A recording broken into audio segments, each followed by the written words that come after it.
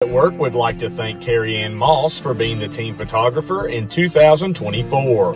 To book a session with Carrie Ann, visit Carrie Ann Moss Photography on Facebook. You are listening to the Tazewell Bulldog Radio Network. Now, let's get back to the field. Welcome back to your Ramey Automotive Group pregame show here on the Tazewell Bulldog Radio Network. The captains for the G-men coming to center field, number 8, Chris Edwards, number 17, Ubrinal Isabel, number 35, Omari Hill, and trying to get an ID on the fourth captain for the Graham G-men this evening appears to be number 55, Ben Hendrick for the Graham G-men. Tazewell's colors tonight are the graphite gray home jerseys, white numerals with green trim, solid green pants, and the green Tazewell Bulldog T helmet. Across the way, the Graham G-men, their colors, the road white jerseys with garnet numerals, gold trim, white pants with garnet and gold leg stripes, and the garnet helmet with the Graham G-Star along the side. We want to thank you for listening on TazewellBulldogRadio.com and on Facebook Live. Give us a shout out. Let us know where you're listening from tonight. See Kayla Dove listening from Abbs Valley this evening. Scrolling it all the way up, we see Ruth Argus listening from Manassas, Virginia.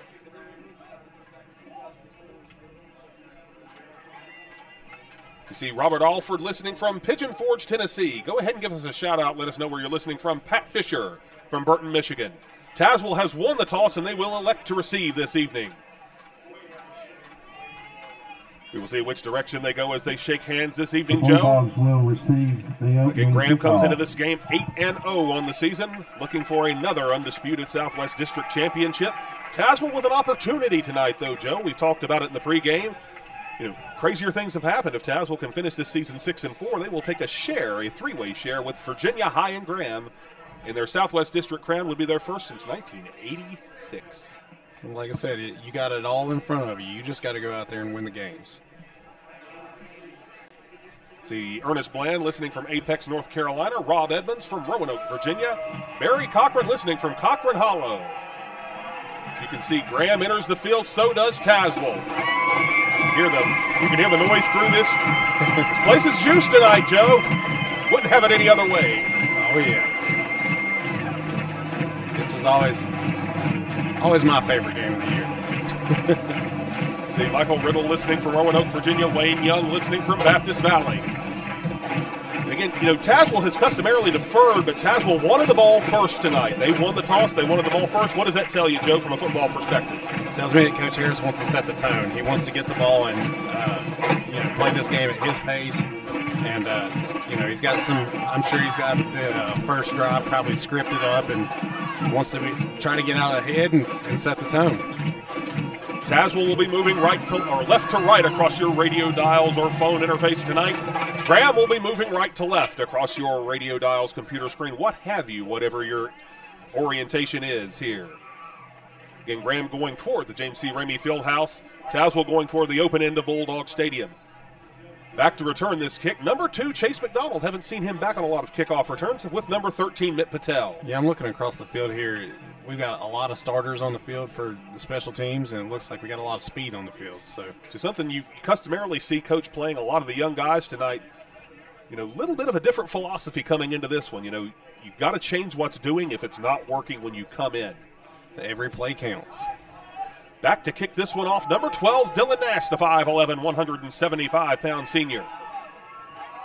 Dylan Nash takes his paces at the 33-yard line, ball teed up at the 40. He approaches the tee, and away we go in this rivalry game. It's going to be taken by Mitt Patel at his own 6. Bobble the ball, he's going to pick it up at the 10. Mitt trying to get around the right side. He breaks one tackle, cannot break the second. He'll be taken down at the 12-yard line. So a little bit of a miscue there by Mitt Patel, and Tazewell has it deep in their own territory, 1st and 10. Yeah, unfortunately, he bobbled the snap a little, or bobbled the kick a little bit, but he did a good job recovering and broke 2 tackles to get up into the middle of the field. The main thing is he held on to the ball. Absolutely, no turnovers on the first drive. And of course, Tazewell, we can pick it up in chunks here as the Tazewell offense comes onto the field. And you see number 99, Jakeem Beavers, coming out in the tight end. That was not a joke here. Jakeem's going to play some tight end for us tonight. This first quarter sponsored by Dyna Pump and Electric as Tazewell comes out. And we've seen this formation from them. It's a bunch formation with 2 wide receivers split out. Very tight formation for Tazewell, a double tight end set. Carter Creasy alone in the backfield, so yeah, we saw it earlier in the season against teams like Fort Chiswell, so we'll see what goes on here. No backs in the backfield for Carter Creasy. Creasy looks left. Now he'll send one across the formation to make it 1 wide each side. Creasy takes a snap. Will keep it himself. He's got some room up across the 15 to about the 16-yard line. They'll mark him up the 18. 6-yard gain. It'll be 2nd and 4. Yep, just we pulled Jakeem from the right side, pulled him around to the left side, leading the block, and Carter just tucked it in behind him and found a gap and tucked it in for a 5-yard run. And that's action we really haven't seen. We haven't seen a lot of pulling from our offensive linemen this year. No, and actually we had an unbalanced line, so he's pulling from the tackle position. That's a long pull against a fast defense. 2nd down and a long 4 from between the 17 and 18-yard line. Actually, this time it's more of a classic shotgun formation with 1 back in the backfield. They're going to send Walker Patterson back. And around the formation, they will hand it off to Reese Mullins. Reese is going to be stood up near the line of scrimmage and body slammed at about the 16-yard line. Very powerful play by Graham. There's going to be a gain of, let's say, 1. It'll be 3rd down and a long 3. Yeah, we pulled both left side linemen and pulled them around to the right side and gave it to the running back this time. And I thought he had a good little hole there, but good job by their defense to close down and wrap him up. First critical point in this game, Tazewell's opening drive. No score here at Bulldog Stadium, 10:35 to go in the first quarter. 2 wideouts to the left. And you've got another unbalanced line left. They're going to send Walker Patterson back across the formation, and it'll be another handoff to Reese Mullins. A fumble on the field. Graham's got it at the 20, 15, and he'll be down at the 15-yard line. Reese fumbled it, and Graham picked it up, and if you're Graham, you couldn't have started this one off any better. 1st and 10. Yeah, they ran off the side, and Graham crashed in from the right side. They felt the pull, and they crashed from the backside and stripped the ball as they tackled him.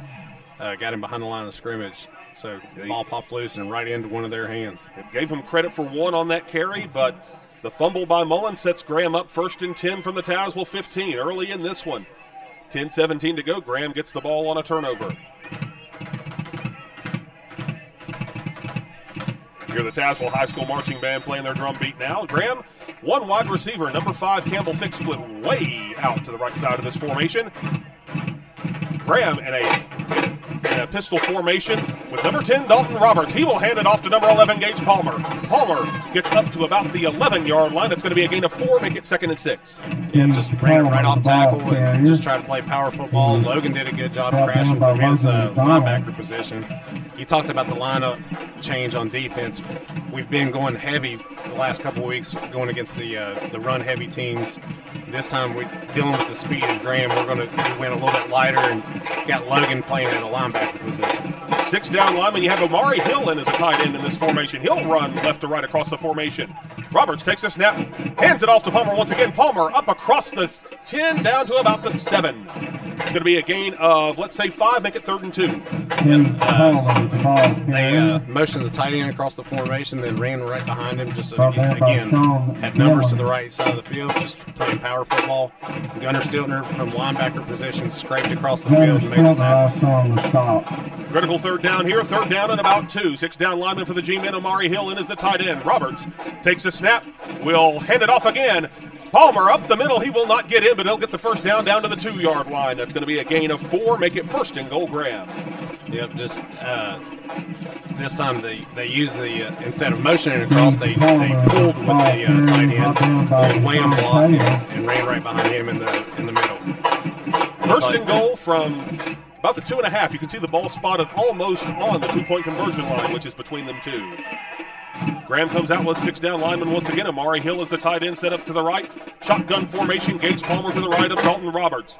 Roberts takes a snap, design quarterback keeper. It's going to be close. Ball's loose. Ball's loose. Tazewell has it. Tazewell forces a turnover at the goal line. 1st and 10 Dogs from the 3. Wow, somebody jumped in from the side. I'm not sure who it was. Somebody came in and busted through the line and got a hit on him, and then I believe it was Chase McDonald reached in and popped the ball loose as he was wrapped up.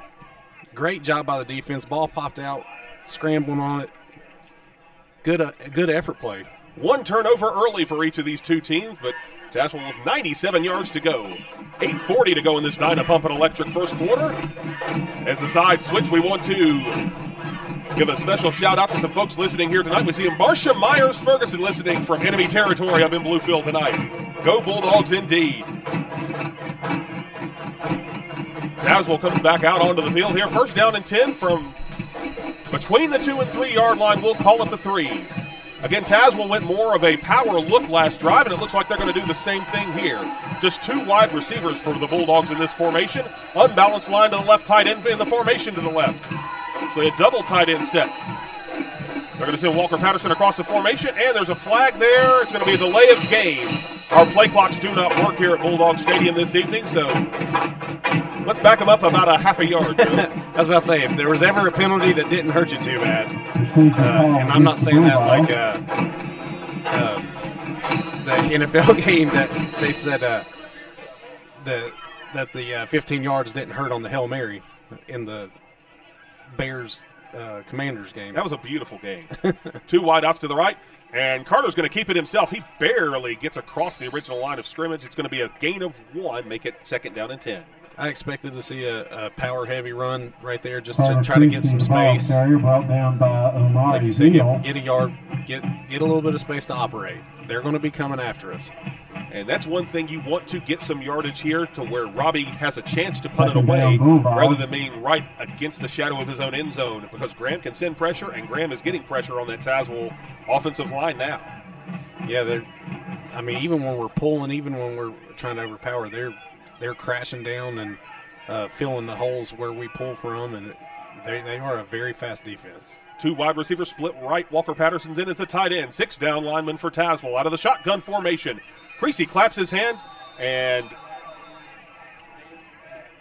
another delay of game here against the Bulldogs, so back them up another 1 yard.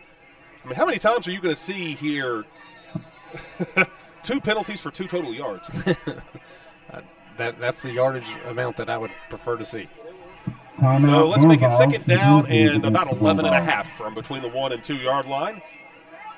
Looks like we've got a timeout on the field. We'll take a 30-second timeout, too. No score, 7:47 to go in the first quarter here on the Tazewell Bulldog Radio Network. Nothing is more American than football, and Ramey is bringing fans and players together this season with the best automotive selection around. Get the tailgate party started with your choice of hundreds of vehicles, new or pre-owned in 6 locations, and your choice of 10 brands. We'll get you into the perfect game day ride. Check out the full MVP selection and shop 24/7 at RameyCars.com. Just like your team, we aim to be number 1, so be on the winning team and buy with Ramey, where we do your deal your way. Be a dog. We don't need no meows. We don't need no cats. We need more dogs. Welcome back to this Dyna Pump and Electric first quarter. No score, Tazewell on its second offensive drive of the game. Both the drives thus far in this game, 1 for Tazewell, 1 for Graham, have ended in turnovers. Yeah, we talked about prior to the game a little bit of mist in the air. Didn't think it would cause any issues, but we've seen fumbles on both of the first drives, so we'll see how that plays out. See, trips right, but no wide receiver set to the left, and I've never seen that signal before, Joe. Looks like he's got an issue with somebody, maybe somebody in the crowd back there. One of the Halloween-themed characters, perhaps. They're waving at someone back there. Can't quite see who it is. Might be headlights or something. Could very well be. We'll go ahead and get some shout-outs while the officials are getting things set. We have Sherry Yost Baldwin from Grovetown, Georgia. C. Herman Simmons from Pensacola, Florida. Thank you for joining us this evening. 3 wide receiver set once again. 6 down linemen. They're going to send Walker Patterson in that orbit back right to left. Creasy looking to throw. He scampers out of pressure. He's just going to throw this one away. There's nobody there on the left side. Graham did a great job of bringing pressure from the right. It'll be 3rd down and 12. That was probably one of the most impressive throwaways I've ever seen. Walker came across the formation, did that return orbit motion, and when he did, and when we snapped the ball, the cornerback on the right side of the field just blitzed, and he came untouched. Carter did a good job of just rotating out and rolling out, and he didn't have a single receiver to that side of the field and had a lot of pressure coming, so just threw it away. Smart play by the senior. 3rd down and 12 from about the 1.5-yard line. Creasy comes out with 2 wide receivers to the left. And they'll send Walker Patterson left to right. And back that orbit motion once again. And it looks like Graham may have jumped there. Let's see what the penalty call is. Penalty on the play. They're holding up like a legal substitution. What in the world? Encroachment against the G-men. It is encroachment against the G-men. That's going to bring 5 precious yards. It'll be 3rd and 7. Hey, I'll trade 2 for 2, 1 for 5 all day long. Absolutely. It'll be 3rd down and 7 now from the 6-yard line, and that is meaningful if you can't convert here. Robbie Galloway has to punt from a little less than the back of his own end zone. Tazewell comes out. Very tight formation once again. Walker Patterson set up there. Logan McDonald by himself far to the right.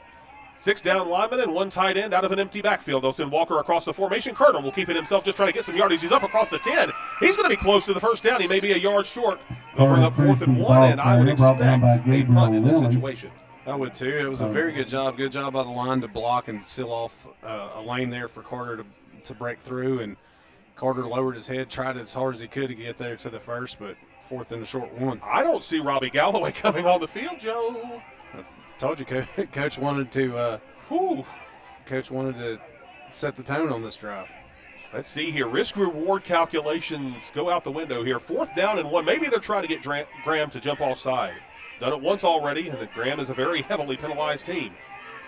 2 wide receivers split out to the left. 1 back in the backfield with Carter Creasy. Graham with 10 in the box. And they jumped again. Graham jumped once more. I think that'll be a 1st down, Tazewell. We have to wait on the word. And it is a 1st down for the Bulldogs. But, you know, I said it that's why you do it. I said it last week in the game. If they watch the film on us, they're going to try to draw us off on the short yardage plays. And you said that Graham's the 2nd most penalized team, so we see that. We watch the film on them. 1st down and 10, Tazewell from their own 17-yard line. 6:49 to go in this Dynapumpin' Electric 1st quarter. No score. Tazewell's 2nd drive of the game. 2 wide receivers split out to the right, none to the left. Tazewell's running more of a power formation with 6 down linemen. And we have another flag here. What is this one for? Sideline violation. It is a sideline violation. No harm, no foul. They're going to call Tazewell on that sideline violation, oddly enough. I think they called. I saw the Graham players looking at their side. May have been them. Yeah, the Graham players looked at their side. It was that official that called it. Just giving us the signal, but it's for Graham. Okay. 2 wideouts to the right. Double tight end set to the right this time as well. They'll send Walker Patterson in that orbit motion across the formation. Creasy looking to throw. He's going to have to scamper. He's going to have to get out, and he's taken down at the 3-yard line. Carter Creasy, I'm surprised he didn't throw that one away, Joe. I'm not sure. 14-yard loss. He had a lot of pressure on the backside. He had, I guess he just didn't feel comfortable to get rid of it because the pressure was coming so fast. Again, that blitz off the right side, they are coming with some major speed. It'll be 2nd down and 24 from their own 3-yard line. So you're in that situation again. You have to get some yardage here in order to give Robbie a chance to punt it away if you can't convert. Yeah, it's unfortunate to be that far back, but I guess he's got enough space that they can take a full drop for the punt, but he is going to be close to the back of the Z there in the end zone. Creasy will take it. That's actually going to be straight to Walker Patterson. Walker does a great job of getting out of the end zone. He's going to lose a yard. It'll be 3rd and 25. They have a lot of speed on defense. And one thing we didn't touch on in the pregame, Graham has one of the best defensive coordinators in the Commonwealth of Virginia on the high school level, in Snake Palmer. And that's one of the reasons their defense is only giving up 6 points a game. Yeah, you did talk, they've not given up more than 14 points all 14 three times. Yeah. That's pretty good at this level. That shows a lot of discipline to be able to, keep your reads and keep your keys. 3rd down and 25 from their own 2-yard line. Tazewell has trips right. They'll send Walker Patterson in that orbit motion once again, right back to left. Creasy just looking to throw. Throws it out. That's going to be a safety out of the back of the end zone. Walker could not get back to the end line. I'm a little surprised they tried that one. It's going to be 2 points for Graham. I think the plan there was to Graham's bringing so much pressure, so we just throw a screen pass behind it. But in the end zone, that's a tough place to do it if they do read it. So Graham will go up 2-0 here with 5:02 to go in the first quarter of play. Sponsored by Dyna Pump and Electric. We'll take a 30-second timeout and be right back on the Tazewell Bulldog Radio Network. At Carillion Clinic, our mission is to improve the health of communities we serve. We want to help you make healthy lifestyle choices and access the right care as close to home as possible. At Carillion Tazewell Community Hospital, we offer around-the-clock emergency services, state-of-the-art diagnostic services, and inpatient and outpatient care. We have a common purpose: to get you back to living your best life. Carillion Tazewell Community Hospital, inspiring better health right here where you live. To learn more, visit us online at carillionclinic.org. Joey Dodson, lineman Philip Dalton, and back judge is Brandon Taylor. Welcome back to this Dyna Pump and Electric first quarter. If you had safety on your bingo card tonight, go ahead and mark that one off. A loss of 2 yards on the pass to Walker Patterson ends up in a safety for Tazewell. 5:02 to go in the first quarter of play. Again, sponsored by Dyna Pump and Electric. 2-0 is our score here in the top of the first inning. Robbie Galloway will get set for the free punt, which must occur at the 20-yard line in high school football. And, Joe, you know, you want to be the silver lining in that gray little cloud there. No chance at a punt block if you don't punt. Yeah, and he's got a lot of space to punt it, too. Good high end over end kick by Robbie Galloway. It's going to be taken at the 43-yard line by Graham, number 1. Gabriel Lilly up across the 50 to the 45, where Gunnar Stiltner makes the tackle down at the 43. Good job by Gunnar Stiltner right there, taking on the lead block. Laid a big hit to the lead blocker and then was able to recover and make the tackle. So Graham on their second offensive drive of this game with 4:57 to go in the first quarter of play. Graham going right to left across your radio dials and computer screen. Tazewell going left to right. And again, this, you give Graham 2 points, yes, but, Graham's not starting on, say, the Tazewell 25. Now they're starting on the Tazewell 43. Shotgun formation, 3 wide receiver set, and Jakeem Beavers will jump off sides. It'll be a 5-yard penalty. 1st and 5 for the G-men. We're seeing a lot more flags than I'd hoped to see, and they get the full 5 on this one, unfortunately. Yes, they do. 4:57 to go in this first quarter of play. We've had 8 minutes of action and 5 penalties by the 2 most heavily penalized teams in Region 2D. So 1st and 5 for the Tazewell 38-yard line. Graham came out in the shotgun formation last time. They'll do so again with 2 wide receivers to the left and 1 right. Double backs in the backfield this time. And Roberts will take it.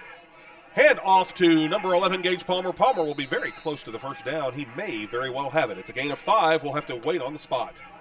Just a little cross trap. They've ran it 4 times out of their 5 plays so far, and just handed off to the back out of the shotgun across the formation. And good job by Jesse McGraw to scrape across the field. Looks like it's going to be close enough to – no, they're not going to give him the first down. It'll be 2nd down and 1. He got a full 5 on that, so it's 2nd and just maybe the nose of the football.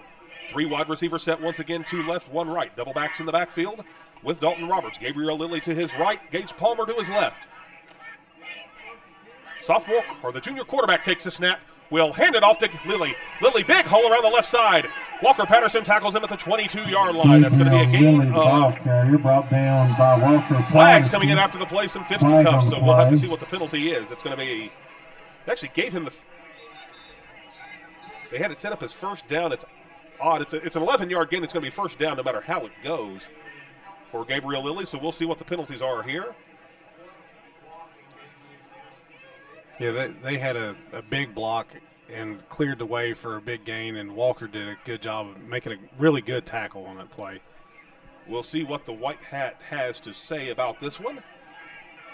And it looks like it's going to be offsetting. Well, no, maybe. No, it's going to be on Tazewell. It's going to be a 15-yard unsportsmanlike conduct penalty, which will be marked off half the distance to the goal. The ball will be put down at the 11-yard line. As I saw that develop, there was a little bit of jawing back and forth, and looked like the Tazewell player got a little too close for the ref's comfort. And the officials know that these are 2 heavily penalized teams as well, who don't like each other for a wide variety of reasons. But we really can't afford to have that kind of penalty in this territory.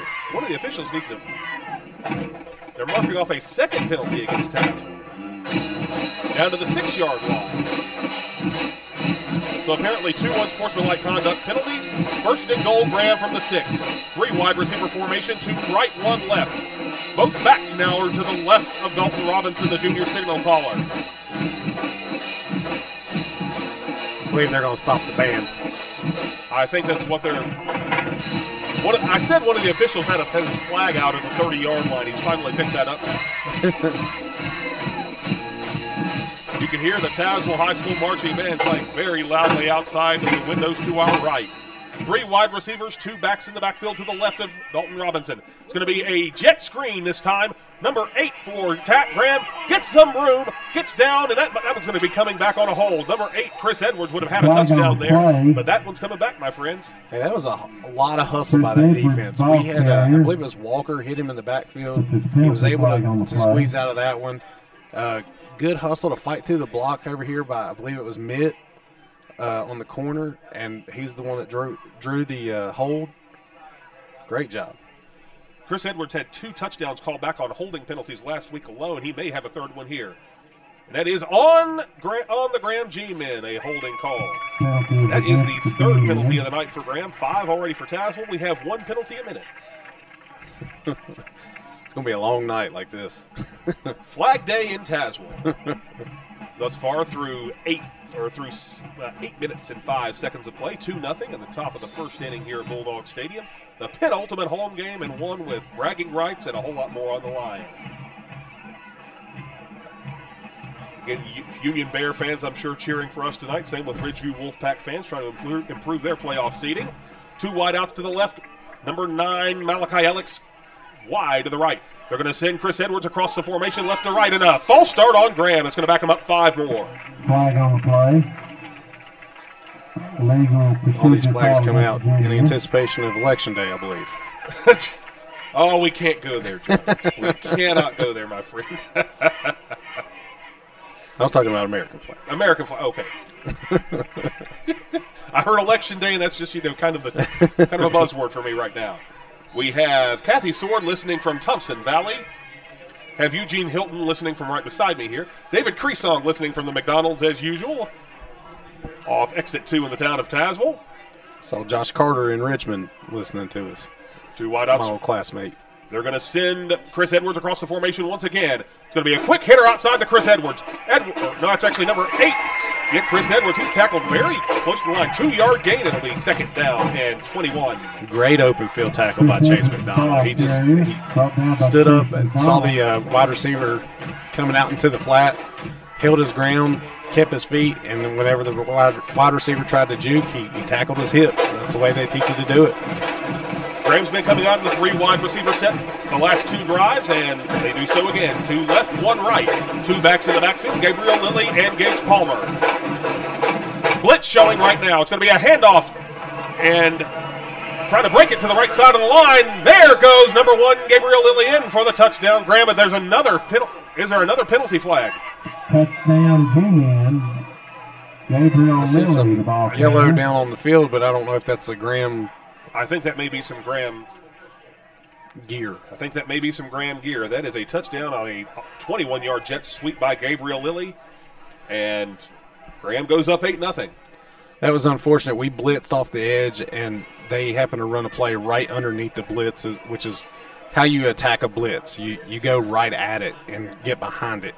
And they ran off tackle. We blitzed off the edge, and it just they found a seam and had a good block on the outside that sprung the running back. Dylan Nash on to attempt the extra point. High snap, but it's down. The kick is away, and it's no good. He sailed it. No, he got it through the upright somehow. Knuckleball. That one looked like a Tennessee extra point there. 9-0 Graham with 2:28 to go in the first quarter of play, sponsored by Dyna Pump and Electric. We'll be back in 30 seconds on the Tazewell Bulldog Radio Network.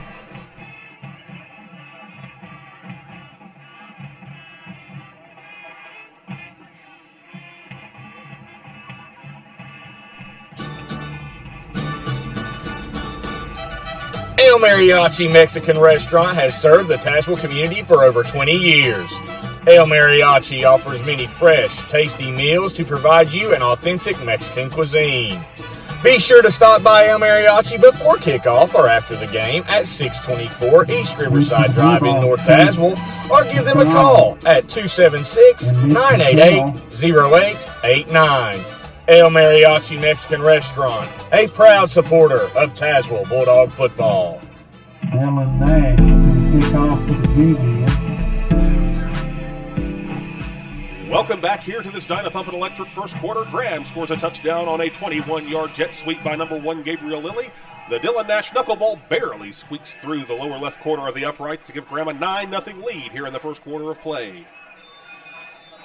Dylan Nash set to kick it away. Back to return for Tazewell number 2, Chase McDonald number 13, Mitt Patel, as Chase McDonald will catch it on a bounce at the 10-yard line. A little bit of a stutter step as he goes across the 15. Trying to break to the right side. He's got some room up across the 20 down to the 24-yard line. He had a seam there for a moment, but it closed. Yeah, it opened up really big, and my eyes got really big, and then it closed just as fast as it was available. Good way to hit the hole, though. 2:21 to go here in this first quarter of play. Tazewell moving left to right across your radio dials and computer screen. Graham moving right to left. Again, 9-0. Let's go to the down to the sidelines real quick for Jimmy. Jimmy, what's the attitude on the sidelines having given up 9 points in the first quarter? Well, they're still trying to get after it, Chase, and obviously we've had a couple costly penalties. The tensions are high. County rivalry game, you always expect that, but we got to be able to control that. So we're not out of it. Still got some things to do, and hopefully we can clean that up right now. 2 wide receivers split right. Reese Mullins in the backfield. 6 down lineman. Creasy looking to throw. Throwing a deep downfield for Logan McDonald. Caught at the midfield stripe. Broken tackle. And cannot get out of the second, but Logan McDonald across the 50 to the Graham 49-yard line. That's a gain of 27 yards and a Tazewell first down. Hey, we've not got to say that much this year on the deep ball. Logan was able to get behind the defender, ran up the sideline outside of the deep zone coverage by the safety. Carter threw a dart and right in his hands and was able to pull it in. Good job. First and 10, Tazewell from the Graham 49-yard line. 2 wide receivers right, 1 wide receiver left, 1 back in the backfield with Creasy. Creasy looking to pass. Creasy has to throw it away. He's going to throw toward the direction of Reese Mullins. Incomplete. It'll be 2nd and 10. Yeah, he had a lot of pressure there. Luckily, they weren't coming with that speed blitz that they have been, but he was able to dance around a little bit, buy some time, look around, and just thought the best thing to do is get it out of bounds. Good job by Carter. He does a good job of whenever he gets it out, makes sure to get it across the line of scrimmage, and knowing that line of scrimmage is extended through the out of bounds marker. 1:56 to go in this first quarter of play. Tazewell on the Graham side of the field for the first time tonight at the Graham 49-yard line. 3 wide receivers set. Walker's very close to this end of the formation. 6 down linemen. Walker moving right to left, and Graham jumped once again. No flag thrown. Creasy claps his hands, takes the direct keeper. He's going to get right back to the original line of scrimmage, but no more. It'll be 3rd down and 10. Yeah, just a little short pull by the guard trying to go outside the tackle. And some fisticuffs here. Amari Hill down at the bottom of that pile knows better than that. Yeah, there was some pushing and shoving, trying to pull people off the pile. Amari Hill was trying to roll Carter's leg was what he was trying to do. I would expect better out of a Tony Palmer coach team.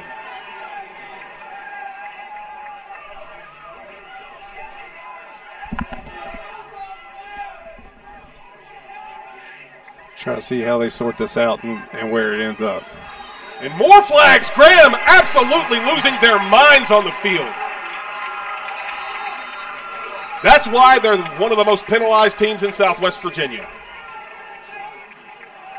Creasy is absolutely irate.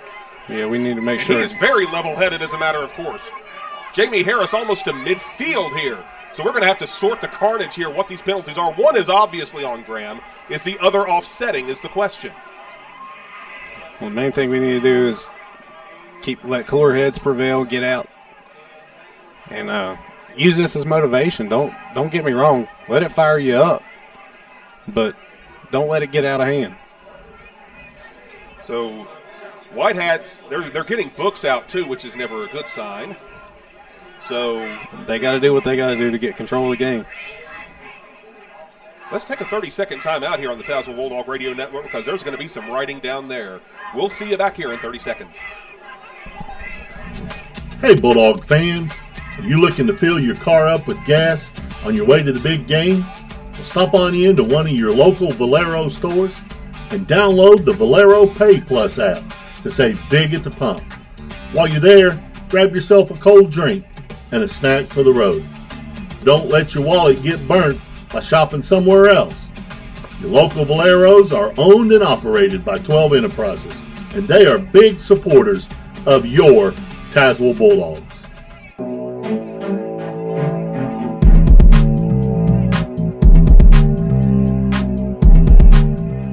Welcome back to this Dynapump and Electric first quarter as the White Hat and the four side judges are trying to get their bearings. Let's go down to the sideline with Jimmy Watson, try to get some bearings down there. Jimmy, can you hear us? Well, what started is you had that scrum in the middle of the pile, and then you had some jawing from Graham, trying to jaw with some of our coaches as they do because of their undisciplined behavior, and so then they brought that in. I'm trying to listen here, Chase, to try to get an explanation. White Hat is coming over to Coach Jamie Harris. We have one of the side judges going over to the Graham pile. Again, this came about Omari Hill trying to roll up the leg of Carter Creasy at the bottom of the pile. What looked like one of our offensive linemen took exception to it, shoved him away from the pile, and then Timbers started flaring. Omari Hill acted like he'd been shot, which little theatrics there. Graham does have a great theater program, as I can attest. And then the players jawing at the officials, jawing at the Tazewell coaching staff. You expect better. You expect better. Well,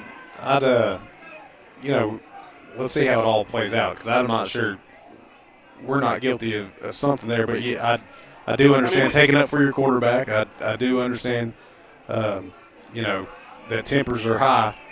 And that's one of the questions you had coming into this game. How's Tazewell going to react? You're down 9-0. You're coming in on the back end of a 24-21 loss at Giles. And, they're showing fight. You can't deny that. They're showing fight tonight. Well, you can't just, like you say, you're playing against the team on the field. You're not playing against the record. You're not playing against the legacy of Graham. And you just go out there and you fight for every play. And it's going to you need to get heated. I mean, like I said, you got to believe that you're in this, to believe that you're going to win this game, you got to have some fight. We will now finally have the call from the White Hat. Personal foul, Tazewell, which we expected the first time around. Offsetting unsportsmanlike conduct on the Graham G-men. Personal foul, Tazewell. Offsetting unsportsmanlike conduct, Graham G-men. Everybody's declined. No blood, no foul, third down. Personal fouls against each team. Quadruple offsetting penalties. Maybe the first time I've seen that. That's the first time I've seen that one. So 4 wide receivers set for Tazewell with 6 down linemen, so no backs in the formation. Trips right, 1 wide receiver to the left on this third down and a long 10. Just on the Tazewell side of the field. Creasy surveying, pointing out. Claps his hands, he's looking to throw. Throws it over the middle, caught Walker Patterson, bobbled, and whoa! Oh, Nelly, there's some fisticuffs after the play. Walker catches it down to the 43-yard line, but another flag. Joe might be here until deep at night. That's unfortunate. Another flag. I believe we're going to get a holding. Good job by Walker. We spread the field out really big. Walker, the slot receiver on the left side, just ran a slant, bobbled it, got tackled while he bobbled it, and was able to reel it in for a 5-yard gain, but I'm afraid we're going to lose 10. That is the 14th penalty of the first quarter.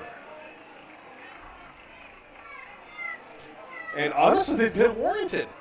Chop block. Chop block, which is the first time we've seen that on the season. It's going to be declined. So the gain for Walker of 6 yards will stand. It'll be fourth down and about 4. And Graham's going to take a timeout. So should we with 1:34 to go in the first quarter. We'll be back to Bulldog Stadium. 9-0 Tazewell. That's 9-0 Graham on the Tazewell Bulldog Radio Network. Are you looking for someone to help bring your dream projects to life?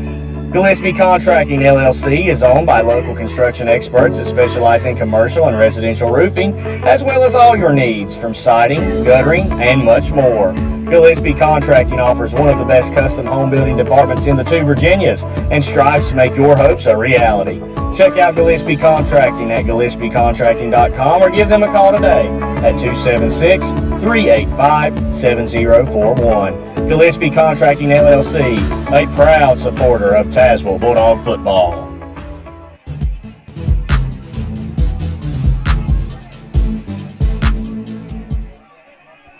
No, now they accepted the penalty there. Welcome back to Bulldog Stadium, by the way.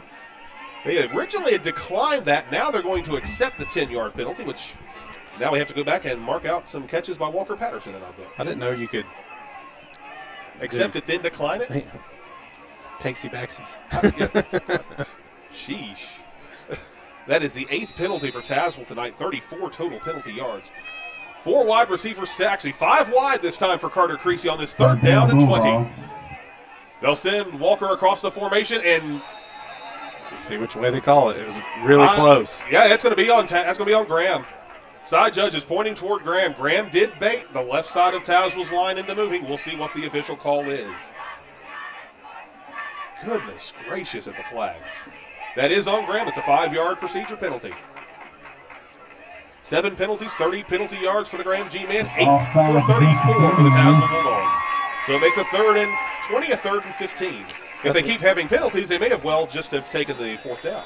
Well, that's one stat line that I don't want to be competing in. We're winning that one, Joe. I know. 8 for 34, 7 for 30.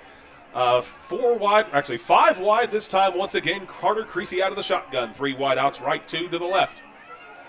Graham showing blitz with 5. They're going to send Walker to the right of the formation. That one, Cole Price jumped there on the hard count. That's going to be 5 against Tazewell. I think Carter jumped too. Procedure penalty, goodness gracious. 9 penalties in the first quarter of play for Tazewell. 7 for Graham. 16 penalties through 10 minutes and 26 seconds of game action. Dyna Pump and Electric's going to get a lot of shout-outs in this first quarter because lots of dead time thanks to these penalties. Tazewell comes back out, 5 wide receiver formation. Once again, nothing different here on this 3rd down and 20. 3 wide outs right, 2 to the left. Creasy will signal Walker Patterson across the formation once again. Graham showing blitz with 5. Creasy claps his hands, takes a snap. Graham sending pressure. Creasy down in the backfield at the 34-yard line. Carter Creasy is caught behind Tazewell's 5 could not block Graham's 5. And a lot of whistles. A lot of whistles over there near Tazewell's sideline. There's a flag over there near Tazewell's sideline, of course. I saw Chase McDonald That's a 7-yard loss on the sack, but the penalty will be after that sack. Joe, we're going to have fun during halftime trying to figure out total yardage here. Yeah. Well, I got a feeling both teams are going to have more penalty yards than I have never seen Carter Creasy this irate. They're trying to roll his legs. I mean, they're having to hold back Carter Creasy, who's one of the most serene human beings on this Tazewell High School football team. That's unfortunate. You can tell how badly he wants to win this game. Coach Harris dispensing some words of wisdom to Carter on the sideline as they send him back out. Again, there was a penalty along the sideline. They still haven't signaled what the penalty is yet. No, they have not. It would be they actually haven't even marked the yardage off from the sack. I mean, ball's at the 34-yard line. It's a loss of 7 on the sack. And let's see what the penalty is here. They're bringing the ball back. Defensive holding there. Defensive holding against the Graham G-Men is the call. That'll be 10 yards and after all that, we'll be back up near the original line of scrimmage. And a penalty on Tazewell, of course. Oh, and personal foul, offsetting penalties. Declined. It'll be 3rd down once again. My goodness gracious. Personal foul against 2 penalties on Graham. 9 total penalties for the G-Men, 10 for Tazewell. Chase, I would say one of my keys to the game every week, I mean, more than the key that I've used more than any other key is penalties. This is getting way out of hand. 2 wideouts to the right. Tight end in the formation with 6 down linemen for the Bulldogs. Keenan McGuire is in as the running back on this 3rd down and 5. They'll send Logan McDonald up across the formation. Creasy's going to keep it himself. He's up to the 42-yard line. It'll be a gain of 3. And be 4th and about 2.5. For the first time, no penalties on that play. Good. I got a feeling, I mean, they're going to kick somebody out. Yeah, there's going to be an ejection in this game somehow, some way. If this keeps going. I've never seen a game 19 total penalties in the first quarter. That's a game's worth against these 2 teams. It's 4th down and 2 from the Graham 41-yard line.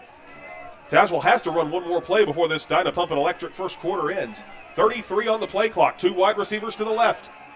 double tight end set here. Jesse McGraw in at tight end. Yeah, Jesse McGraw is tight end. That's the first time we've seen him on offense this season. They're going to send Chase McDonald around. Graham showing a lot of pressure. And Creasy gets the first down across the 39 to the 38. 3-yard gain, first Sentinel first down. Good power to run off the left side and lead block by Jesse McGraw. Good way to lower short. You know, Carter, that kid is a ball player, let me tell you. Well, you know Carter's fired up, so a good call by Coach Harris is just say, hey, give it to the guy that's fired up and let him lower his head and go get it. Tazewell will not have to run a play here to end this first quarter. 17 seconds to go. Once they start the play clock, it'll be at 25. So I doubt Tazewell runs another play in this first quarter. And goodness gracious, I've never seen anything like this. I know we're going to have trouble with the stat line trying to figure out what plays counted, what plays didn't count. I have 2 sacks for a loss of 21. Actually, there's been 21 total rushing yards for Tazewell. But I mean, the best defense or the best offense for Graham has been. Why aren't they starting the play clock? Yeah, officials timeout here. Yeah. Tazewell has 0 total yards through the first quarter play, which is kind of funny, honestly. 45 total penalty yards for the Graham G-men, 39 for Tazewell. So, hey, they're winning. Okay. This is something else. I'm not sure what we're doing. We got a jersey swap going on the sideline here. I mean, we got Kazon Taylor's jersey ripped during the Graham game last year. I remember that. Which led to him going from being number 31 to number 0 to number 58 at the end of the season last year. Kazon's actually back with us here tonight. He had an arm injury in his collegiate career. He's got the week off, so he's coming back here to support his Tazewell Bulldogs. Let's see what's going on now. Another huddle with Coach Harrison. Let's go ahead and go down to Jimmy. Give Jimmy some airtime this evening. What is going on down there, Jimmy? I think Jimmy's trying to listen to the official. I don't know. Jimmy, can you hear us, buddy?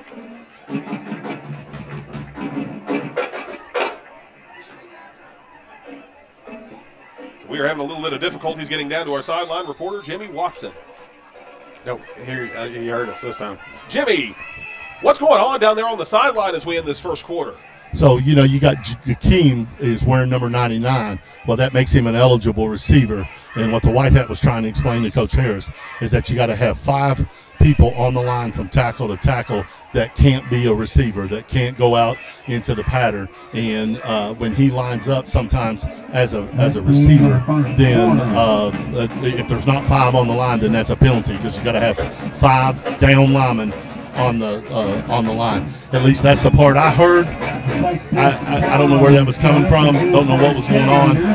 But I will say, Chase, these guys are doing an incredible job tonight of trying to maintain order with the undiscipline of Graham and the way they like to trash talk. That is the end of the first quarter of play, sponsored by Dyna Pump and Electric. We'll take a quick 30-second timeout and come back with the second quarter. Graham up 9-0 here on the Tazewell Bulldog Radio Network. Grant Supermarkets have been serving Southwest Virginia and Southern West Virginia for right at 70 years, and they're proud to be a part of the Tazewell community. Whether you're just needing bread, eggs, and milk, or you're wanting the best tasting steaks in the area, Grant's is the place to go. They have over 16 locations to serve you, and don't forget about their 3-day sales. Like their page on Facebook, check out their website at shopatgrants.com, or even better, head to one of their supermarkets today. Quality foods, great prices, and customer service. That's what you'll get at Grant's.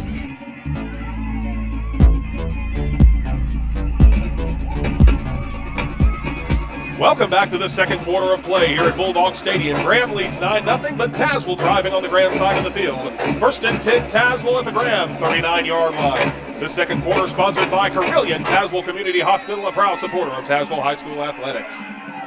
2 wide receivers to the left. Reese Mullins is set up as a tight end to the left. Keenan McGuire set up as a tight end to the right.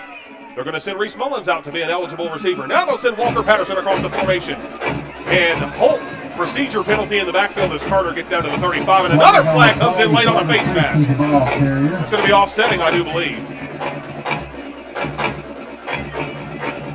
Face mask at the bottom of the pile, so let's see what these 2 flags are. I'm almost afraid to start talking about what's going on in the play because the play don't count. We have had 1 valid play in the last 20 minutes of live action. I think we had a procedure penalty in the legal back. shift. Yeah. And then face mask at the end of it. Ran it off tackle and had a good run, good solid gain, and got a face mask there at the end of it. Personal foul, face mask against Graham. Those penalties will offset. We'll replay the down. 10 penalties for the Graham G-Net, 11 for the Tazewell Bulldogs. I'm not sure what the officials get paid for tonight, but they're getting their money. They've earned their money. And, you know, I've been hard on the officials at times this season, but I mean, they're really doing a pretty good job. Yeah, I mean, like Jimmy said, they're doing the best they can to keep order in a highly heated game, and you know it. A lot of times in games like this, the more it goes, the more tension gets built, and the uglier it gets. But I mean, we've already had a volcanic eruption in the first quarter. Right. How much more tension can we have? 2 wide receivers split out. That's Chase McDonald and Walker Patterson. 6 down linemen and Keenan McGuire in as a tight end. They'll send Walker Patterson across the formation right to left. And Tazewell offsides. That'll back him up 5. Yeah, I think we went on 2 and some a couple of our guys went on 1. Yeah.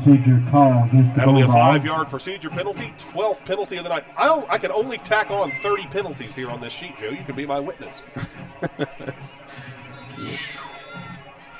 I really don't know what to say. Flag day in Tazewell. That's all I can say. Oh, my goodness gracious. I can only imagine what these halftime conversations are going to be like between the coaches and these players. Funny thing is, I mean, these teams continue to do it. So, 2 wide receivers set against Chase McDonald and Walker Patterson. They just invert the formation this time. Reese Mullins will come out in the tight end set to the right. 6 down linemen for Tazewell. Unique look for the Bulldogs this evening. They'll send Walker Patterson left to right. And what is I think we got a timeout. We have a timeout. Gosh, we'll take another timeout, too. 11:55 to go in this second quarter of play, sponsored by Corellian Tazewell Community Hospital. Graham leads 9-0. We'll be back in 30 on the Tazewell Bulldog Radio Network. Experience the answer to your water issues with Dynapump and Electric Company, your trusted source for cutting-edge dewatering pumps. Seek unmatched pumping expertise at 4377 Grattan Road in Tazewell, or call at 276-988-9200. Proudly championing Tazewell Athletics, because a united community is our priority. Dynapump and Electric, your pumping solution and community supporter. Connect with us today. Go Bulldogs! The Tazewell Bulldog Radio Network would like to thank Carrie Ann Moss for being the team photographer in 2024. To book a session with Carrie Ann, visit Carrie Ann Moss Photography on Facebook. Be a dog. Welcome back here to Bulldog Stadium, this second quarter of play, sponsored by Corellian Tazewell Community Hospital. To show you how much time has been run, we're at 11:55 to go in the second quarter. The Richlands Marion game's at halftime. Well, I'll tell you, I'm just glad they don't put time back on the clock after these penalties, because we'd be here a long day. 4 wide receivers set for the Bulldogs on this 1st and 15 from the Graham 44-yard line. Empty backfield as Reese Mullins is in as a tight end. They'll send Walker Patterson left to right. Creasy looking to pass. Pressure coming. He's going to have to throw it outside to Walker Patterson. He had an option there for a pass. He's going to get taken down for a loss of 1. It'll be 2nd and 16. We saw that option pass against Ridgeview. More? Is there another penalty flag? I see yellow, but again, I can't quite tell if it's Graham or it's a 1-yard loss on the pass. They're not changing the penalty. Tazewell huddling up as if it's 2nd down and 16. Yeah. Oh, yep, there was a penalty on us. Oh, jeez. I don't know if it was I didn't see the call of the penalty. I just saw the arm signaling. It's looking like a hold based upon how they're marking it off. 13th penalty in the first 12 minutes of gameplay for the Bulldogs. It'll be 1st down and 25. Well, we talked about this during our break. You know, the one thing about all these penalties and all the replaying all these plays is we are chewing up the clock like we've never done before. And the ground and pound game for the Bulldogs. Pistol formation, 4 wide receivers set. You have, who is that? Is that Cole Price behind Carter Creasy out of the pistol? Creasy takes the snap. Graham only bringing 4 this time. Deep downfield, he's looking for Logan McDonald, and it passes. Pass interference on Graham. Hey, that was a good ball. Carter has been throwing straight ropes tonight. Yes, he was. And they had some good coverage on there. And then I believe it was the safety, not the cornerback, but It looked like the safety just made contact just a little early, but he had good coverage, and Carter made a good throw. I actually thought Logan might come down with it. That is pass interference on the defense. Pass interference penalty against We're still at Virginia. first down, people. Graham's 11th penalty of the night, 60 total penalty yards. Again, 9-0 Graham is our score, 11:28 to go in this second quarter, sponsored by Carilion Tazewell Community Hospital. First down and how's it first and 11 on that one when it's, I don't know anymore. Hey, because we had a hold, and the hold is from the spot of the Yeah, foul. that makes sense. First and 11 from the Graham 40-yard line. Come the Bulldogs, 3 wide receiver set. Pistol formation once again. 2 wideouts right. Chase McDonald by himself to the left. Walker Patterson set up as a tight end. Creasy will take the snap, low snap, but finally some time for Creasy to decide. He's going to look downfield. He's going to throw downfield. That's going to be... Did Reese catch that? Flag on the play. Another flag on the field. Another flag on the field. I believe we have holding. I've never seen anything like this in my life. Here's something. I thought Reese had that for a moment. Again, I can't even mark down incomplete pass. I don't know what's going on here. Hold on the Graham defense. It's going to be enough. That's going to be. Is it going to be first and 1 or first and 1 for? My gosh, 12th penalty, 70 total penalty yards on the Graham G-men. So here's an interesting stat for you. Yes. I show that we have 13 recorded plays on offense. Yes. We have how many penalties? We have 13. We have as many plays, and we've held the ball for almost an entire quarter at this point. Yeah, I have us down for 9 runs, 4 passes so far. 5 wide receiver set. Why not on first and 1, right? Trips left, 2 to the right. Creasy claps his hands, takes a snap, looking to throw. Quick hitter outside. Caught and dropped by Cole my Cross. Goodness. Man, he had tons of room right there, and I think he knew it, and I think he was too excited. Looking upfield before he caught the ball. I mean, it's first and 1, so I mean, what are you going to do? Yeah, first and 1, they're expecting a shot. And we still got an opportunity to run a shot. They always say, if you can take anything from these last 2 plays, Carter's had some time on those last two plays. He has. I think they're trying to sit back and maybe not get the offsides and jumping the procedure penalties, and they're sitting back on them, and Carter's delivered when he can. Subbing out number 7 Ethan Horn for number 32 Sean Dowell. And Jamie Harris will take our last time out of this second quarter of play.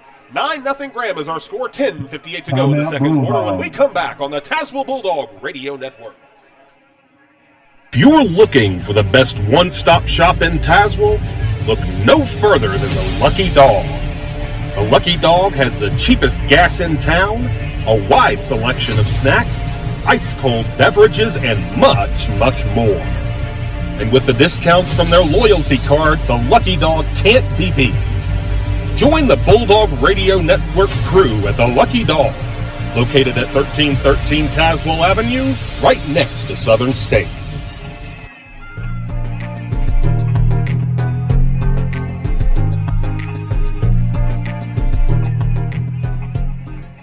Welcome back to this Carilion Tazewell Community Hospital second quarter. Joe and I were trying to discuss our offensive stats between ourselves. We don't know how many runs we've had. We don't know how many passes we've had. 25 total penalties through 11 minutes, or through 12 minutes and 23 minutes, or gosh almighty, Joe. Through 13 minutes and 2 seconds of gameplay, thank you. 25 total penalties between these two teams. 13 for Tazewell, 12 for Graham. Tazewell comes out 2 wide receivers to the left with 7 down linemen and 1 tight end. Jesse McGraw in as the tight end once again.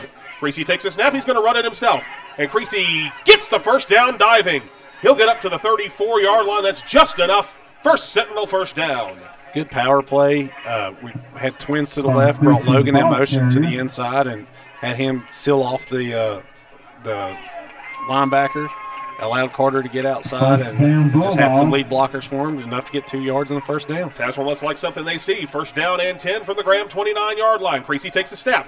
Looking deep downfield now. He's going to truck it and try to run. Pressure coming. Creasy tries to throw the ball, and it's a fumble near the sideline. It's going to be out of bounds. Thank goodness Carter did not see that one coming at all. Yeah, that was a crazy thing. Carter tried to reach back to throw it and got hit as he had his arm back. They're going to say incomplete pass. Oh. That's fortunate. I saw it just like that, to be honest with you. You know, I've always been on the official side, Chase. You know, when Jimmy left the booth down there to be our sideline guy, you know, I had to assume some of those ref baiting roles, my friend. Jimmy's looking up here laughing at us. Jimmy Watson took his last final exam today. Jimmy, how does it feel to be a studying pastor? Well, for the next 10 days, it's going to feel really good not having anything to do, but in 10 days, I'll be back at it again. So we got a break. Hey, by the way, we got a big break there because his arm was not going forward. That's what I thought. It's technically correct there. 2 wide receivers left, 6 down linemen, 1 tight end, 1 back in the backfield. That's Keenan McGuire to the left of Carter Creasy. They're going to send Logan McDonald up across the formation. Graham sending 7. Creasy has to throw it. Looking deep for Logan McDonald. It is incomplete. And where is the flag on that when Logan was pushed down in the end zone? I think they're going to say it was over his head, but they were definitely tangled up there on the post corner route. Good job by the offensive line to pick up that blitz, giving Carter time. And Carter threw another dime out there. We got a pylon down, so they may have to pause to fix that. 3rd down and 10, Tazewell from the Graham 29-yard line. 9-0 Graham is your score. 10:27 to go in this second quarter of play, sponsored by Carilion Tazewell Community Hospital. Tazewell comes out in a 3 wide receiver formation. Walker Patterson's very close on the right side of the formation. 6 down lineman. Keenan McGuire in as the running back. Creasy claps his hands, takes a snap. Pressure coming. Quick hitter outside. Incomplete. Cole Price heard the footsteps. It'll be 4th down and 10. He took a hit to the ribs, too. Yes, he did. He's going to take his sweet time getting up. Well, he gets up and walks off the field under his own power, but boy, you can tell he's hurt a little bit. Yeah, he's going to take a minute to catch his breath, but ball was a little high, but he had his hands on it, but he took a big lick whenever in trying to do that. 4th down and 10 for Tazewell. You're in no man's land at the 29-yard line. May as well go for it, right? Oh, yeah. I mean, you're in striking distance. You take advantage of this opportunity. 2 wide receiver split left, the McDonald brothers. Walker Patterson to the right. 6 down lineman. Keenan McGuire's in as the running back. Creasy takes a snap. Graham sending 7. Creasy going toward the end zone for Logan McDonald. It's incomplete. Pass interference, Graham. Underthrown ball. That's why you throw underthrown balls. You put it out there, give your receiver a chance, and, you know, that defender didn't make an egregious play, but he just ran into the back. Coverage, honestly. I think Graham has a right to be upset on that one, to be honest with you. Yeah, but the receiver had to slow down and ran into the back of him a little bit, and that's how you get that penalty. That's why you always coach quarterbacks to underthrow them, not overthrow them. I mean, you know, let your 6'3" receiver go up there and try to fight for it. That is going to be off, and that's going to be an automatic 1st down for Tazewell, too. Huge. Wowee. Carter's doing a real good job of seeing that blitz coming and standing in there and just throwing it. He knows he's got Logan on one-on-one coverage, so he's going to take his chances out there. It's technically half the distance to the goal on the 15-yard penalty. 13 penalties for Graham, 84 total penalty yards. This has been the most disjointed 74-yard drive ever. We did have 3 plays without a penalty in a row, though. Progress. 2 wide receivers split left, double tight end set up to the left. They'll send Walker Patterson across the formation. In that orbit motion, it'll be a handoff to Walker. Walker has some room around the side, but he'll be forced out of bounds, and another late hit there by Graham. Are they going to call that one? I think the contact was initiated inbounds, but he did drive him all the way out. Now that's one I might have an issue with there. I don't like it. We don't have much room, so you got to really protect that sideline. It's a loss of 1 on the Walker Patterson carry. It'll be 2nd down and 11. Now here's the question, Joe. You're in Robbie Galloway's field goal range. Do you kick it here if you don't score to cut it to 1, or we still have 2 plays? So let's see where we end up. Well, in about 15 minutes when we have to make the decision. I've always wondered why the Graham game's in so late, and I see it now. Yeah, we might have a couple automatic 1st downs. Play 2nd down 3 times. Double tight end set to the left, 2 wide receivers to the left. Creasy empty backfield with 6 down linemen. They'll send Walker Patterson on the motion again. Fake it. Creasy's going to have to scramble. Looking to his right. He's got a little bit of room if he tries to stretch it to the sideline. He's going to take it himself. He's across the 10. That might be a face mask down there near the 6-yard line. That's a good gain. He tackled him up around the face mask, but around the neck. High. But, man, what a move by Carter. That was excellent. He dropped back, felt the pressure coming off the right side, just took Gain a of 8 drop on step that back and cut out around the blitz. And it was wide open on the right side of the field. He had 2 guys coming across the field, but they were well covered, so Carter did the smart thing and just ran. Unfortunately, took a high tackle there. 3rd down and 3 from the Graham 6-yard line. 9:29 to go in this Carilion-Tazewell Community Hospital second quarter. 9-0 Graham, but Tazewell in scoring position here on their 3rd offensive possession of the game. 3 wide receivers, 2 split left, 1 right.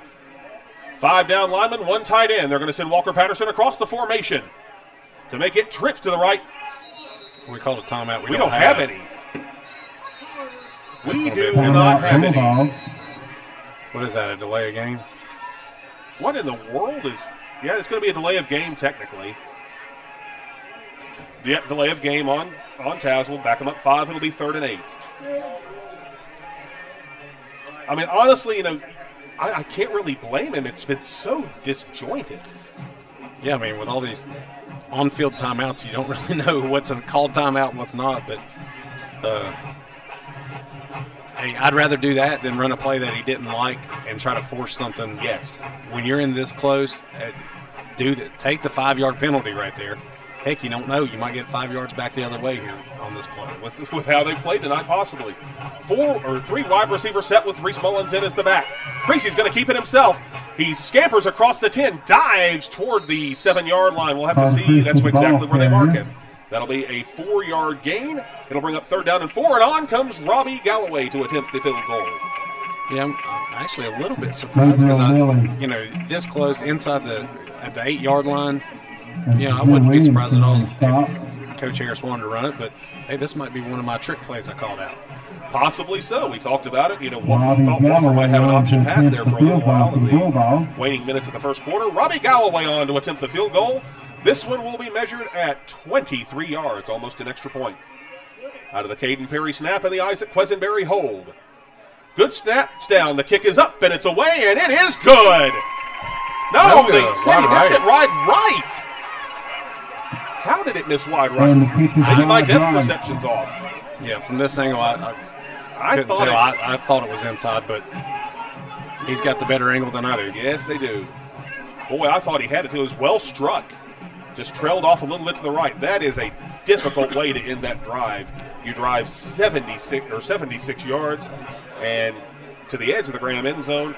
It's kind of the issue Pulaski County had last week. They had 3 drives and Graham's red zone came away with 3 total points. Yeah, the good and the unfortunate thing about that, we ate up so much clock on that drive, and a lot of that was just the penalties going back and forth and everything, but we ate up so much clock, and you were in striking distance, and you really want to take advantage of it. 4 wide receivers for the G-men. That'll be a handoff to Chris Edwards. Edwards up across the 20-yard line. He's got some room to run up near the first down marker at the 30. He slides down. Hopefully he's... Why are they calling a penalty on that? He took a slide on the wet grass going out, and they're going to call a penalty on Tazewell. Walker Patterson made the hit. It's hard to see on this side of the field. Again, I'm not exactly... I honestly don't know where they're marking it. I can't even give Chris Edwards credit for the run. That was not a late hit. Edwards slipped. I will say... It's going to be an 11-yard gain, so it's a first down. We talked about it earlier this season, with the new field and the track in place, there's not a lot of sideline. So, it's really a safety situation. It's safe, don't get me wrong, but you get plays on the sideline full speed, it's hard to stop people there on the sideline and into the track. So it is a 15-yard personal foul for a quote-unquote late hit. 4 wide receivers set with Gage Palmer in the backfield. It'll be a fake pass throw outside to Chris Edwards. Nice open field tackle there as the Bulldogs swallow him up for a 2-yard loss. Yeah, Jason Vidola broke on that wide receiver screen and got a hold of his ankle and just held on for dear life. Just waited for everybody else to come in and clean up the tackle. 2nd down and 12 Graham from the Tazewell 44-yard line. 7:21 to go in the rolling clock here in the Carilion-Tazewell Community Hospital second quarter of play. 9-0 Graham is our score. Trying to keep Graham off the scoreboard to keep this a 2-possession game. 4 wide receiver set once again. Gage Palmer to the left of Dalton Roberts in the backfield. Roberts takes the snap. He's looking downfield to throw. Has time, throws it incomplete. That's going to be a flag. They're going to. Yes, they will. Gunner just was not looking where he was going and collided with the wide receiver. It's going to be another 15 yards. Yeah, and unfortunately, we had some really good coverage on that, too. Yes, we did. He threw it to a triple covered receiver. And it was very poorly thrown to begin with. But Gunner just wasn't looking where he was looking at the receiver. He had man coverage. He was looking at his man and just broke too early. So 15 yards, and that is a bummer on a second and 12 as well. First down and 10. Graham from the Tazewell 41. 4 wide receiver set once again. 3 right, 1 to the left. Gage Palmer to the right of Dalton Roberts in the backfield. The junior signal caller tries a hard count, does not work. Doesn't like what he sees. He's going to get an audible in from the sideline. This time Jamel Floyd actually in the backfield for the Graham G men. He's going to switch left now, move back right. Snap, and it's going to be a handoff to Floyd, and nowhere to go for Jamel Floyd. He almost fumbled that ball stepping out. It's going to be second down and 10. Reese Mullins busting through the line and squeezing down and wrapping him up. I think he tried to stretch it out, and like you said, he almost fumbled it trying to stretch it out right there. Second down and 10. Graham from the Tazewell 41-yard line, 6:40 to go. Finally on a rolling clock, getting some game action here without penalties. 4 wide receiver set once again, 3 right, 1 to the left. Jamel Floyd is to the right of Dalton Roberts in the backfield. Roberts surveys right and left, now takes a snap. It's a direct keeper himself, and nowhere to go as Jay-Sean Taylor holds him up. He might gain 1 on forward progress. It'll be 3rd and 9. Bodies flying around everywhere. Quarterback hit the hole pretty hard and ran into Jay-Sean. Jay-Sean wrapped him up. Showed us some restraint there to not do the belly to back we've seen him do a few times this year. And that is an upperclassman play because tempers are still high down there on the sideline, you can tell. Oh, yeah. We saw a belly to back suplex earlier in the game, and you get a chance to get one back, you want to take it, but good job to show cooler heads. 4 wide receiver set. They'll send number 5 Campbell Fix across the formation. It's going to be a keeper this time out of the shotgun from Gabriel Lilly. Lilly breaks 1 tackle, cannot break the second. He's going to be short. Going to be short by about 2 yards, and flag comes in late. Oh, man. Oh, boy. Got good tackles, had him short of the first down, and just drove him into the ground a little bit. That's frustrating. Yeah, that's devastating. Personal foul would have been 4th and 2, and instead Graham's going to get 15. Personal foul penalty. 17th penalty of the night for the Bulldogs. And this is what we saw last week. How many times did we make good plays and make key plays and then have a penalty that, just cost us the first down or gave him a shot to get the first? First down and 10, Graham from the Tazewell red zone at the 18-yard line. Graham's been going more spread, but I think that's been helping the Bulldogs, if anything, here. 4 wide receiver set once again. Jamel Floyd is to the right of Gabriel Lilly. This is going to be a wildcat formation once again. Lilly going to throw it out to the left side, and that's going to be caught. Broken tackle there by Chris Edwards. Flies up down to the 11-yard line. It's going to be a 7-yard gain out of the pass by Lilly. It'll be second down and 3. We've had an inspired effort on defense. Logan jumped that route, and I thought he had the tackle in the backfield, and he was able to break free. And then Jason Vandola firing upfield and then submarined him for the tackle. We've been right in there on a lot of plays. If we can just stop the penalties. Second down and 3 from the Tazewell 11. Trips left, 1 wide receiver right. Jamel Floyd with Gabriel Lilly. Once again, Lilly nowhere to go as Gunnar Stiltner holds him. No gain, it'll be 3rd and 3. He laid a lick right there. Gunnar Stiltner shot through the hole, met the quarterback. I mean, that's the dream shot that you have as a linebacker, to shoot the gap and have a one-on-one hit with the quarterback. This is a line where you don't have a Brody Meadows type player on it. It's not a vintage Graham line in terms of size and strength. 3rd down and 3 out of the 4 wide receiver set. Lilly once again tries to get to the left side. Did he get it? No, he did not. He's going to be short by a yard. It'll be 4th down and goal, and Tony Palmer has a decision to make. It looks like Jesse McGraw and Walker Patterson scraping across the field, flying to the football again. I mean, like I said, it's an inspired effort on defense. We have really hustled and made some big plays. This is going to be a test of men play here. I do not see Dylan Nash coming onto the field. Graham looking for a knockout here on this 4th and 1 from the Tazewell 9. They have to get just to the 8 for a first down. Trips right, one wide receiver to the left. 3:42 to go on the game clock. There's a snap to Gabriel Lilly. Lilly, I don't know if he got it. He didn't get it. He didn't get it. Tazewell holds on the 4th and 1. First down, Bulldogs. Man, great job again. Freshman Jesse McGraw, Jayshon Taylor, and I believe it was Walker Patterson just scraping, mirroring the quarterback and just scraping down the field and making it a downhill to play on the ball on a short yardage situation. That is just awesome. That was a test of men play there. Gut check time. So Tazewell has it 1st and 10 from their own 10. 9-0 Graham with 3:35 to go. Let's go ahead and go down to the sideline. Jimmy, how is that sideline fired up after that 4th down stop? I don't think he heard us. No, I think he might be out of range just a hair. There he is. Jimmy, how's the sideline on that 4th down stop? That's a fired up, inspired play, Chase. Hopefully we can turn something here real quick in the last 3 minutes of the half. That was a really, really tough play by the defense there. So Tazewell has it again, and you got to think that Graham front line might be getting a little winded, because that was a quick drive, but again, no points for Graham. 4 wide receivers set, 6 down linemen. You usually don't see that out of a Tazewell offense. They're going to send Reese Mullins across the formation. Creasy looking to throw. Throws it deep downfield. That's going to be intercepted. Graham at the 43-yard line. Overthrew Cole Price, intercepted number 6, Blake Graham. Yeah, I had a feeling that Graham was going to play Logan over the top, and we were going to try to attack somebody else there. And just the ball got a little inside of him, and good play on the ball by the Graham defender. Yeah, the senior defensive back for Graham, Blake Graham. No relation, 6'1", 180 pounds. And he went right up there with Cole Price, just a little overthrown, maybe a little bit of juice there off the right arm of Carter Creasy. It'll be 1st and 10. Graham from the Tazewell 45. If you've held him once, you can hold him again.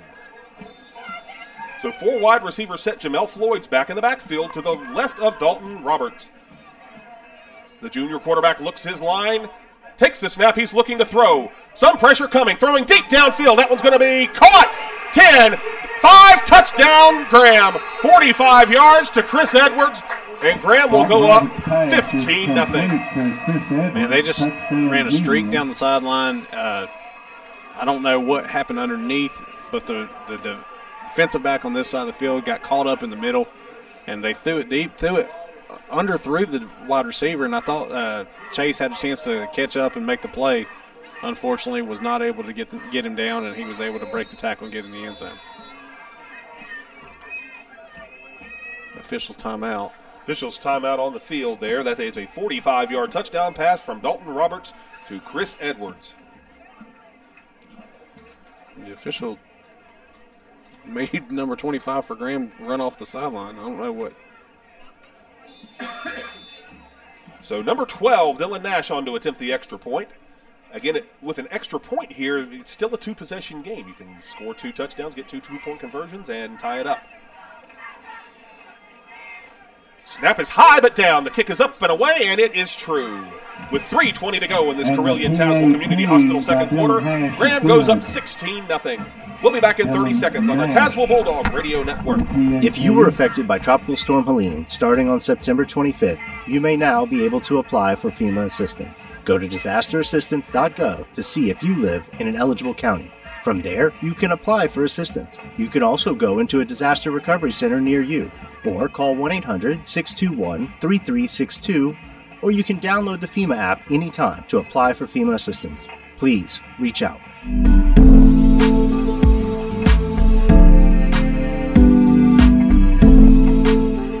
Welcome back to this Carilion Tazewell Community Hospital second quarter.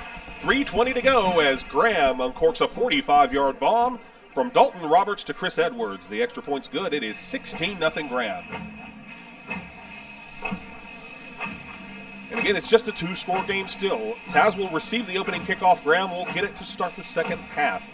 So Tazewell needs to eat up some clock and get a touchdown here to keep it at a 1-score game heading into the half. Yeah, it was an unfortunate play right there. We had such an inspired effort on defense the drive before. You know, a lot of effort going in, and they were just able to throw it over the top of us. Kind of deflated the sails a little bit, but we can still rally right here and get a score before half. Nash kicks the ball up and away. It's going to be taken by Mitt Patel at the 11-yard line up to the 15, 20, 25, up to the 28. up to the 30 before Patel on the run up for the Graham helmet Bulldogs. comes off there in that pile. Keenan McGuire laid a lick on the block. That's a 20-yard return by Mitt Patel, too. It was good. I saw him tracking the ball, and I was afraid he might drop it on the kickoff, but he tracked it down, handled it well after Bob won the opening kickoff, and handled it well and got upfield. Had some good blocks. 3:13 to go here in this second quarter of play, sponsored by Carilion Tazewell Community Hospital. So again, I expect Graham to think we're going to throw it deep to Logan. I expect them to double cover Logan, and so that's the kind of time when you have other players, Walker, Keenan, or Cole Price, make a big play, and we can take a shot to them downfield if they do use a shell on Logan. 4 wide receiver set, 6 down linemen. Carter Creasy empty backfield on this 1st and 10 from their own 31. Logan McDonald right to left across the formation to make it trips. Creasy looking to pass. Clean pocket, throws it deep downfield for Cole Price. There's a yes, there's a pass interference call. That was coming back. Number 6, Blake Graham on the return. He's going to run it all the way back, but it's not going to matter. That's going to be coming back on the most obvious pass interference you will see. And there's another penalty after the fact. That might help Tazewell. I didn't see it. So that was coming back. I know Graham's going to celebrate that. Sure, it's a hit away from the play. I don't know if it's us or them. Why is the clock still running? Clock's still running. Clock's still running. Somebody needs to tell our friend upstairs now it finally stops 10 seconds after it should have. So as we wait on the White Hats, Jimmy, what's going on down on the sidelines? Well, I believe there's going to be pass interference on the interception, but then there was some crackback blocks downfield here, and I think Gabe may have won an Academy Award on one of them. So, but he is a gigantic human being to knock down. But he hit the ground 2 or 3 times, and so we'll see what happens. They're sorting it out here. I'm going to give Gabe credit for forward momentum there on the crackback block. It is pass interference on Graham. That touchdown's going to be taken away. So what's the second penalty now? Pass interference call against the team. Offsetting. That's going to be targeting Graham. Targeting Tazewell. What? Offsetting, I guess we'll just do it all over again. Gosh almighty. No, we'll get the penalty. Yeah, we'll get the penalty. The penalty will negate 2 penalties on Graham, another on Tazewell. It's 15 for Graham, 18 for Tazewell. Hold on. Where are they going? They're just resetting the ball, I guess, on the right hash here to start another 1st down and 10 from the 31-yard line. Goodness gracious. I'm not well schooled in the rule book, but there was 2 penalties on them and 1 on us. Well, one of them negated the interception return for a touchdown. But they still should get the 10 yards. Yes, they should still, yes. Or 15 or whatever it is. Because we didn't get full credit for the penalty. Yeah, we should have had full credit for the penalty. You're exactly right. 2 wide receivers set. They'll send Walker in that orbit screen. Creasy looking to pass. Quick here outside Walker Patterson. He's got a little bit of room down the right sideline to the 35-yard line. They'll mark him out at the 33. I'm looking. I didn't see a flag fly on that one. The play is young. Oh, yeah, there it was. There it is. There it is. Roughing the passer. Roughing the passer on Graham. So we're going to get our 1st down anyway, boys. It's a 2-yard gain on the pass. Gosh almighty to Walker Patterson there. What in the world? It's only Carter's 3rd complete pass out of 9, Joe. Is that right? Yep. So roughing the passer is the call. It's going to be 15 yards. Actually, that one won't count because the roughing the passer call negates the penalty. So I didn't know if that tacked on at the end. It does not. Because it's during the live play. Yeah. 1st and 10 Tazewell from their own 46 with 2:32 to go on a rolling clock. 2 wide receivers to the right. Keenan McGuire is out by himself to the left. 6 down linemen with Cole Price out of the pistol. Creasy takes the snap. Graham bringing 7. Creasy tosses it out. That's caught by Keenan McGuire across the 50 to the Graham 49-yard line. That'll be a gain of 5. Make it 2nd and 5. Smart play by Carter. Blitz was coming from the outside. He stepped up in the pocket. Got it. Saw Keenan coming across the formation. Just dumped it off to him. Took a big hit while he did it. And I tell you, in situations like this, Keenan's a great guy to have the ball in his hands. He runs hard. Give it to him in open space and let him get what he can. Second down and 5. Tazewell from the Graham 49-yard line. 3 wide receiver set once again. 6 down lineman Cole Price behind Carter Creasy in the pistol. Creasy surveys left and surveys right. Takes the snap. Graham sending 5. Creasy rolling out to his right. Just going to throw it away there. Smart move by the senior. It'll be 3rd and 5. You throw it away. You stop the clock. You don't lose the yardage. Keep in position. You're halfway on the sticks. Good job. 34 penalties in the first half alone, Joe. I don't know if we have that in the record books, but it's got to be. That's not a record you want to keep, but exactly, it's got to be up there. 3rd down and 5. Tazewell from the Graham 49. 2:11 to go in this Carillion Tazewell Community Hospital second quarter. This has taken almost as long as a college first half, Joe. Fortunately, we don't have TV timeouts for our sponsors. 3 wide receivers. This is getting my bedtime. They've got Jakeem Beavers in as a tight end. They're going to shift him left to right. Again, Tazewell does not have timeouts. Creasy takes a snap, and that's going to be a delay of game. Tazewell. No, that's on Tazewell. That's on Graham. Yes, it is. That's going to be a first down if I'm not mistaken. That spot maybe just a touch short. It's going to be tight. 17th penalty of the night for the G-Men. Hey, look, both teams have 104 penalty yards. How about that? Wow. They're going to say that's 3rd and about the nose of the football. You're exactly correct, Joe. Keenan did not quite get the full 5. We gave him credit, though. Yeah, we'll give him credit for that. Seniors earned it.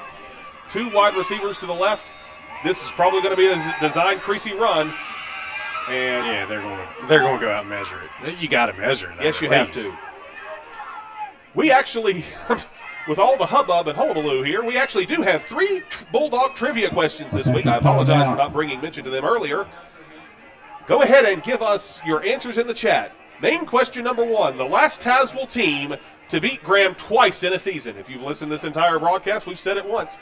The last Tazewell team to beat Graham twice in a season. We'll record your correct answers here on the broadcast.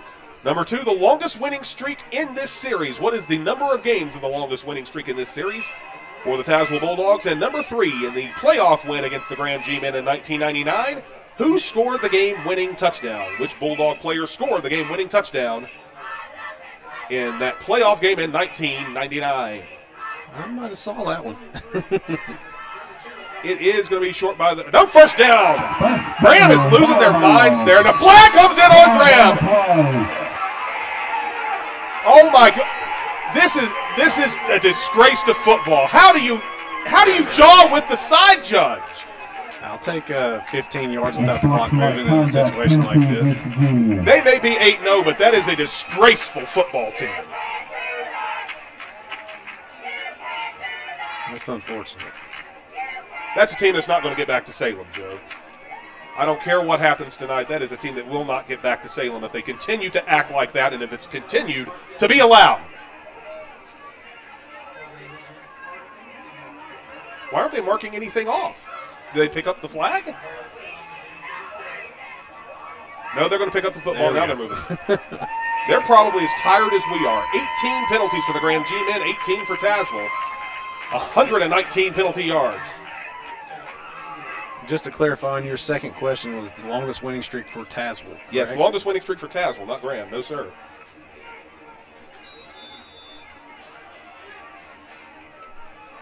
Clock's running. Clock is running with 2:04 to go. 1st and 10, Tazewell from the Graham 29-yard line.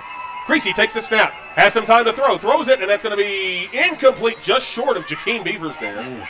Bounced off the turf. Nice acting there, Jakeem. Unfortunately, that's incomplete. There's second down. There was some of our trickeration that we were going to see. You had Jakeem out there in the eligible receiver number and was going to go out for the pass. Wasn't running the streak down the middle of the field like I expected, but. So, again, your Bulldog trivia questions here as we get ready for a second down. And Stick still has it as first, but who knows? Oh, it is second down and 10. Yes. The 6 just have not changed. 2nd and 10, Tazewell from the Graham 29-yard line. 2 wideouts left, 2 tight ends left. They'll send Walker Patterson across the formation left to right on the orbit. And what now? Delay of game, Tazewell.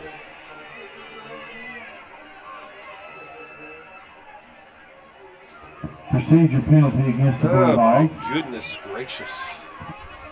I mean, now Coach Palmer's upset about something. Should be upset about how his team's conducted itself.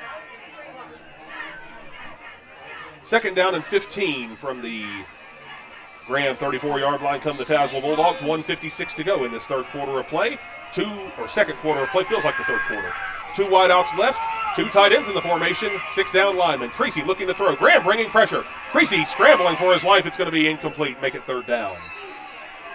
He rolled out to the right, but didn't really have a receiver out there. I think maybe Jakeem was trying to set up for maybe a tight end screen, but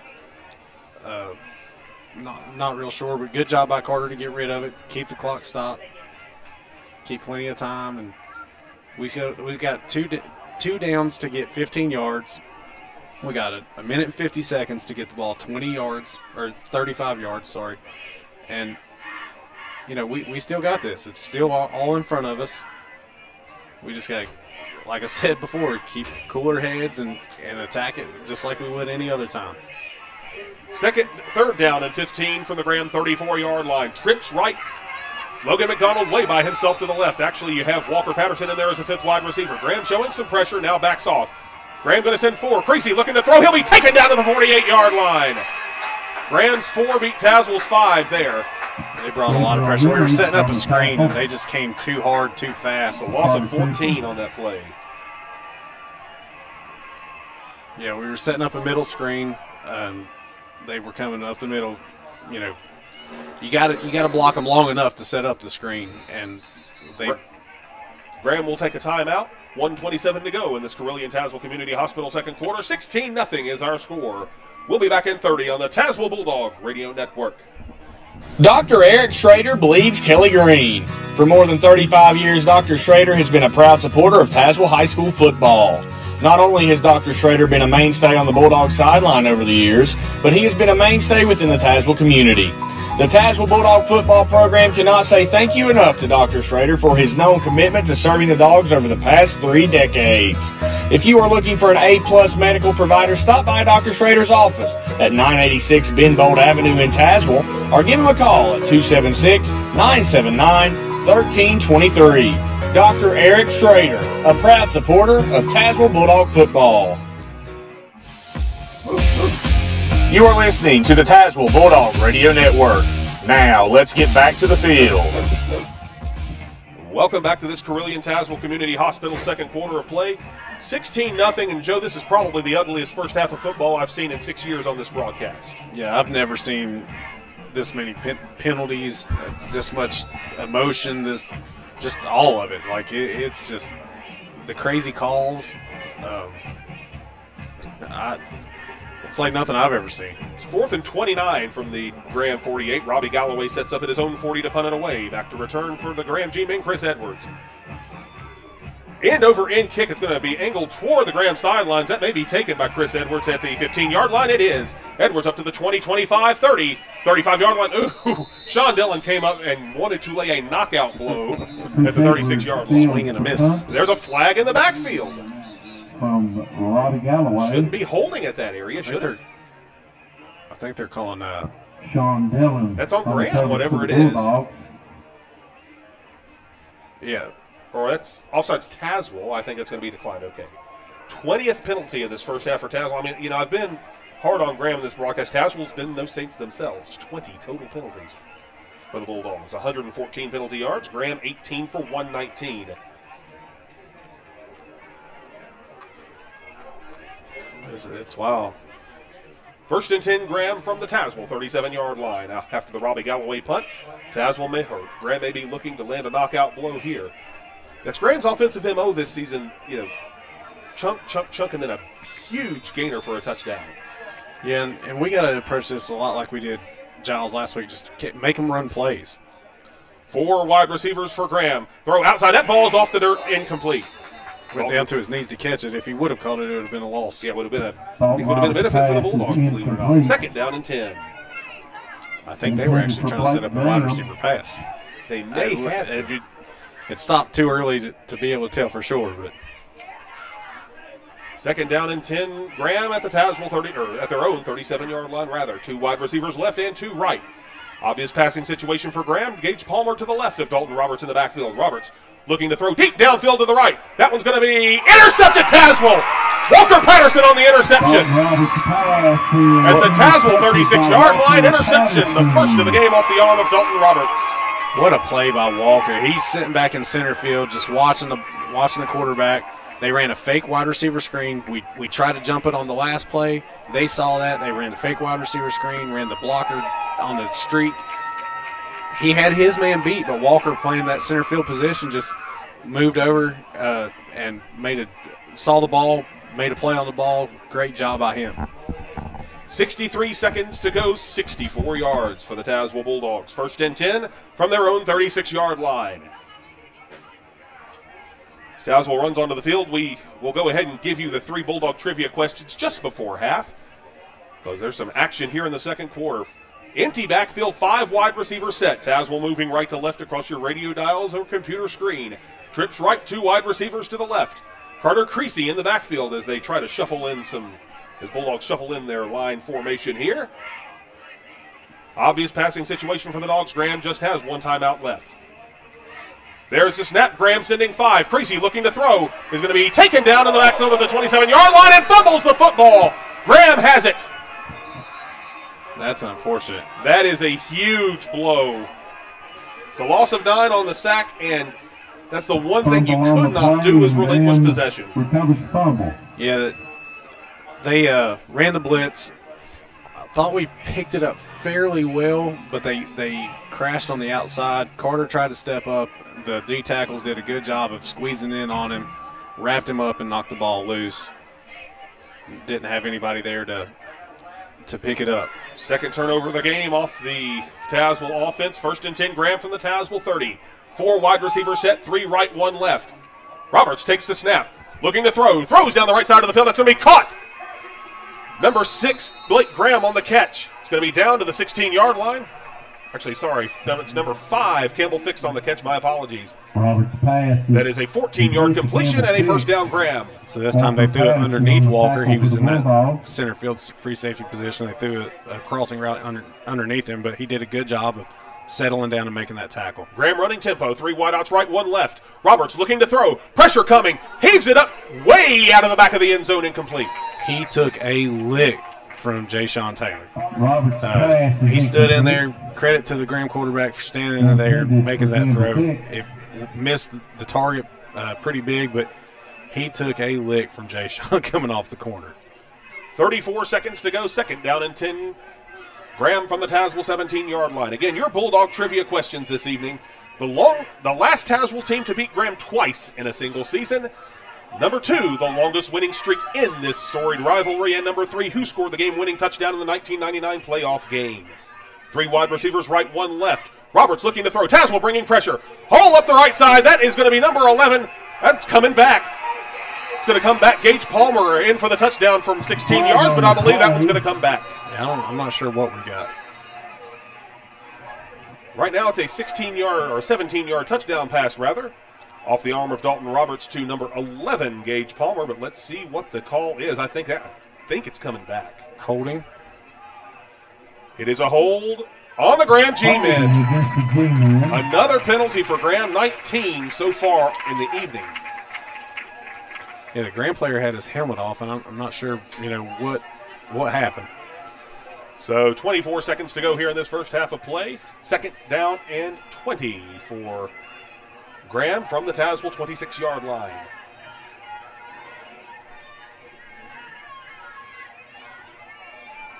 In 24 seconds here, Graham does receive the kickoff to start the second half of play.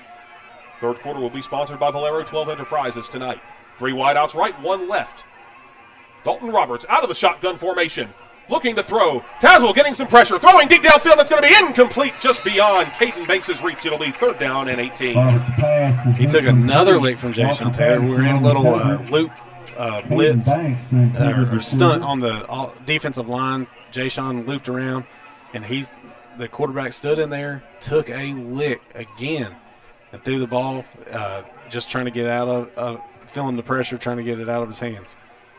9 seconds to go in this first half of play. Longest first half I've ever seen, to be honest with you. 39 total penalties in this first half of play. 3 wideouts right, 1 to the left. Gabriel Lilly is to the left of Dalton Roberts out of the shotgun formation. Tazewell in a prevent set. Throw essentially up for grabs. It's going to be out of the back of the end zone, incomplete. No one had a chance at that one. It'll be 4th and 18. And if you're Dylan Nash, that's a 42-yard attempt. And honestly, I'd be willing to let him try it. He made 45 in the pregame, and he's coming out. And it makes sense. You're up 16-0. 19-0 is a 3-score game. You get the ball after half. Good position to be in if you're a Graham G-Man supporter. There was some contact on that last play, but the ball was clearly out of the back of the end zone, but there was a little bit of contact there. Left hash, 43 yards for the senior Dylan Nash to give Graham a 3-score lead heading into the locker room. Out of the Brody Sharp hold. High snap, but it's down. The kick is up and it's away, and that one is a low knuckler that is good from 43. Yeah, he had a couple more yards on that one, too. Again, a low knuckler, kind of like the Tennessee Vols kick from earlier. But 19-0 will be your halftime score. Again, before we go to the half, Jimmy, do you have an interview with our coaches down on the field? If I can get him over here, Chase, he's wanting to talk to the officials right now. We'll see. Understandably so. So, Jimmy, 19-0. What is what's the attitude of the team? They're playing their guts out, obviously. Well, they're still fired up. They still believe they're in this game, and they've been playing hard, been playing inspired football, and we'll see what happens coming out in the second half. So, yeah, here he comes. Here is the coach interview, the halftime coach's interview with head coach Jamie Harris. Coach, interesting first half there. Close to 40 penalties in the first half. We knew that they were very undisciplined. We showed a little bit of undiscipline. Yet, through it all, our kids are playing really inspired football. What do we got to do to get back in this game in the second half? Well, we got to limit turnovers, and on offense, we got to get out of our own way. Our defense is playing lights out right now. We're just putting them in a bad spot. We got to go back, find a way to run the ball on these guys and get our offense going. And we have one really good drive. Unfortunately, we came up empty there. But, yeah, I don't know if what you guys just witnessed in the first half you can even call football. Yeah, it's somebody said that there's a couple games already in the fourth quarter. However, kids are playing really inspired, playing really heads-up football, and just trying to get after it and trying to do everything they can. Can they pick this up and continue this on in the second half? Yeah, I mean, I think Coach McDaniel and our entire defensive staff's got a great plan. And then on offense, we got to stay out of our own way. It's going to be tough to move the ball on a defense like that, and we can't get ourselves behind the sticks. All right, Coach, thanks. Thank you, Jimmy. 19-0 Graham is your score as we hit the Gillespie Contracting halftime show. Stay tuned. We will have some words from our sponsors, including our halftime interview, coming back on the Tazewell Bulldog Radio Network. Tonight's halftime show is brought to you by Gillespie Contracting, LLC. When you choose Gillespie Contracting, LLC, you're choosing the ultimate in quality and trust. Experience exceptional service and top-notch craftsmanship. Call 276-385-7041 for your next project. Gillespie Construction, where your quality meets trust. Stay tuned to the Bulldog Radio Network, your home for Tazewell Bulldog Sports. At Carillion Clinic, our mission is to improve the health of communities we serve. We want to help you make healthy lifestyle choices and access the right care as close to home as possible. At Carillion Tazewell Community Hospital, we offer around-the-clock emergency services, state-of-the-art diagnostic services, and inpatient and outpatient care. We have a common purpose to get you back to living your best life. Carillion Tazewell Community Hospital, inspiring better health right here where you live. To learn more, visit us online at CarillionClinic.org. Hey, Bulldog fans, you looking to fill your car up with gas on your way to the big game? Stop on in to one of your local Valero stores and download the Valero Pay Plus app to save big at the pump. While you're there, grab yourself a cold drink and a snack for the road. Don't let your wallet get burnt by shopping somewhere else. The local Valeros are owned and operated by 12 Enterprises, and they are big supporters of your Tazewell Bulldogs. Woodall, Clay Gearing, Asher Combs, Mason Honaker, Cat. This is the Carillion Hospital 100-yard walk, and today we will be interviewing Robbie Galloway. Justice, Ryder Lowe, Brady Davis, Landry Lamont, Sophia Santiago. All right, Robbie, how you doing today? Pretty good. Pretty good? That's good. So, what position do you play on the field? I play kicker and punter. Kicker and punter.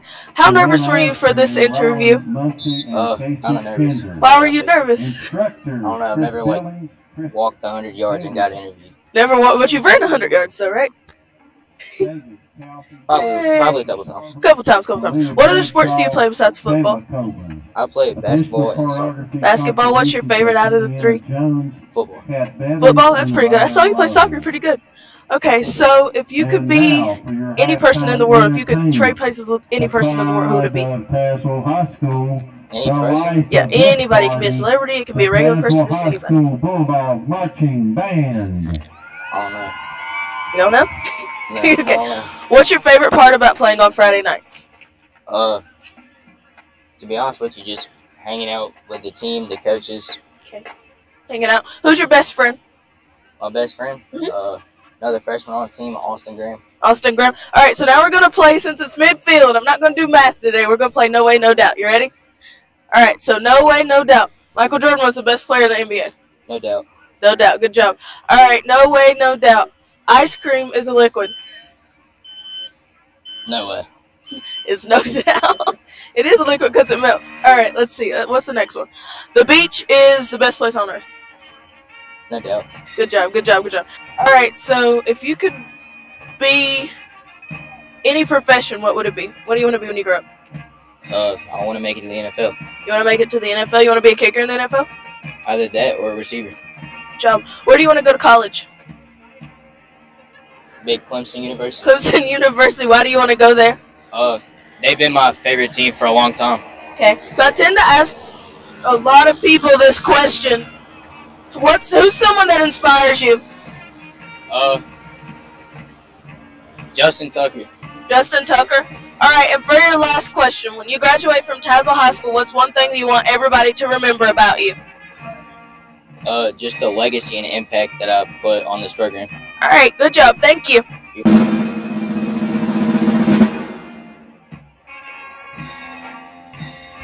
The Tazewell Bulldog Radio Network would like to thank Carrie Ann Moss for being the team photographer in 2024.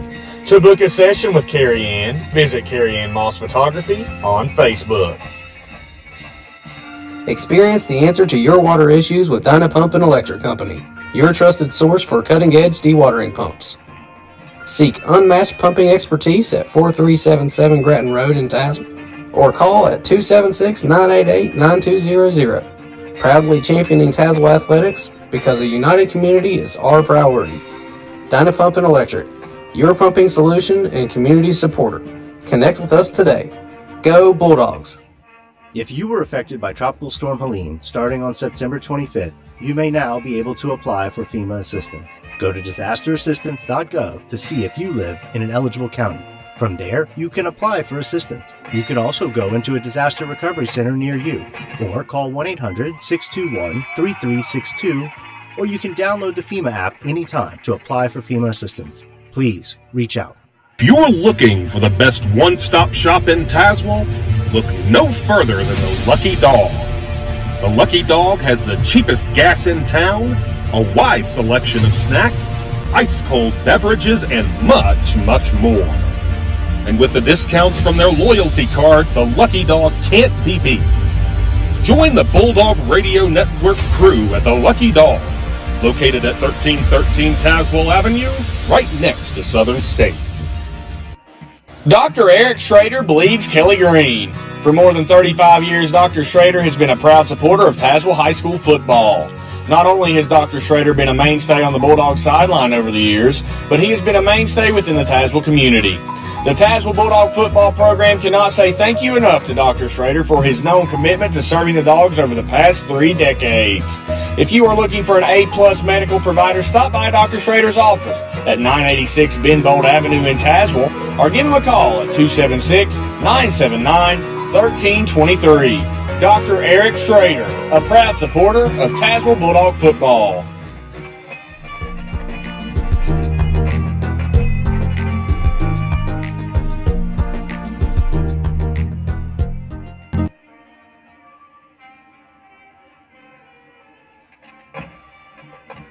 Dr. Ron Householder, located at 316 Benbold Avenue, is a proud Bulldog supporter for over 25 years. You can usually spot Dr. Householder on Friday nights down on the field assisting the team any way that he can. Dr. Householder urges his students at Tazewell to make sure that they study hard and stay in school. He believes that an education is the foundation to a successful life. Everyone at Dr. Householder's office would like to wish the Bulldogs a great winning season this year. Go Bulldogs! Grant Supermarkets have been serving Southwest Virginia and Southern West Virginia for right at 70 years, and they're proud to be a part of the Tazewell community. Whether you're just needing bread, eggs, and milk, or you're wanting the best tasting steaks in the area, Grant's is the place to go. They have over 16 locations to serve you, and don't forget about their 3-day sales. Like their page on Facebook, check out their website at shopatgrants.com, or even better, head to one of their supermarkets today. Quality foods, great prices, and customer service. That's what you'll get at Grant's. Are you looking for someone to help bring your dream projects to life? Gillespie Contracting LLC is owned by local construction experts that specialize in commercial and residential roofing, as well as all your needs from siding, guttering, and much more. Gillespie Contracting offers one of the best custom home building departments in the 2 Virginias and strives to make your hopes a reality. Check out Gillespie Contracting at GillespieContracting.com or give them a call today at 276-385-7041. Gillespie Contracting LLC, a proud supporter of Tazewell Bulldog football. At Carillion Clinic, our mission is to improve the health of communities we serve. We want to help you make healthy lifestyle choices and access the right care as close to home as possible. At Carillion Tazewell Community Hospital, we offer around-the-clock emergency services, state-of-the-art diagnostic services, and inpatient and outpatient care. We have a common purpose: to get you back to living your best life. Carillion Tazewell Community Hospital, inspiring better health right here where you live. To learn more, visit us online at carillionclinic.org. For more than 20 years, El Mariachi Mexican Restaurant has served the Tazewell community. El Mariachi offers many tasty meals made up of fresh ingredients to provide you with an authentic Mexican cuisine. Be sure to stop by El Mariachi with your family and friends before kickoff or after the game at 624 East Riverside Drive in North Tazewell, or give them a call at 276-988-0889. El Mariachi Mexican Restaurant, proud supporters of Jaime Rizzo and Tazewell Bulldog football. The Tazewell Bulldog Radio Network would like to thank Carrie Ann Moss for being the team photographer in 2024. To book a session with Carrie Ann, visit Carrie Ann Moss Photography on Facebook. Hey Bulldog fans, are you looking to fill your car up with gas on your way to the big game?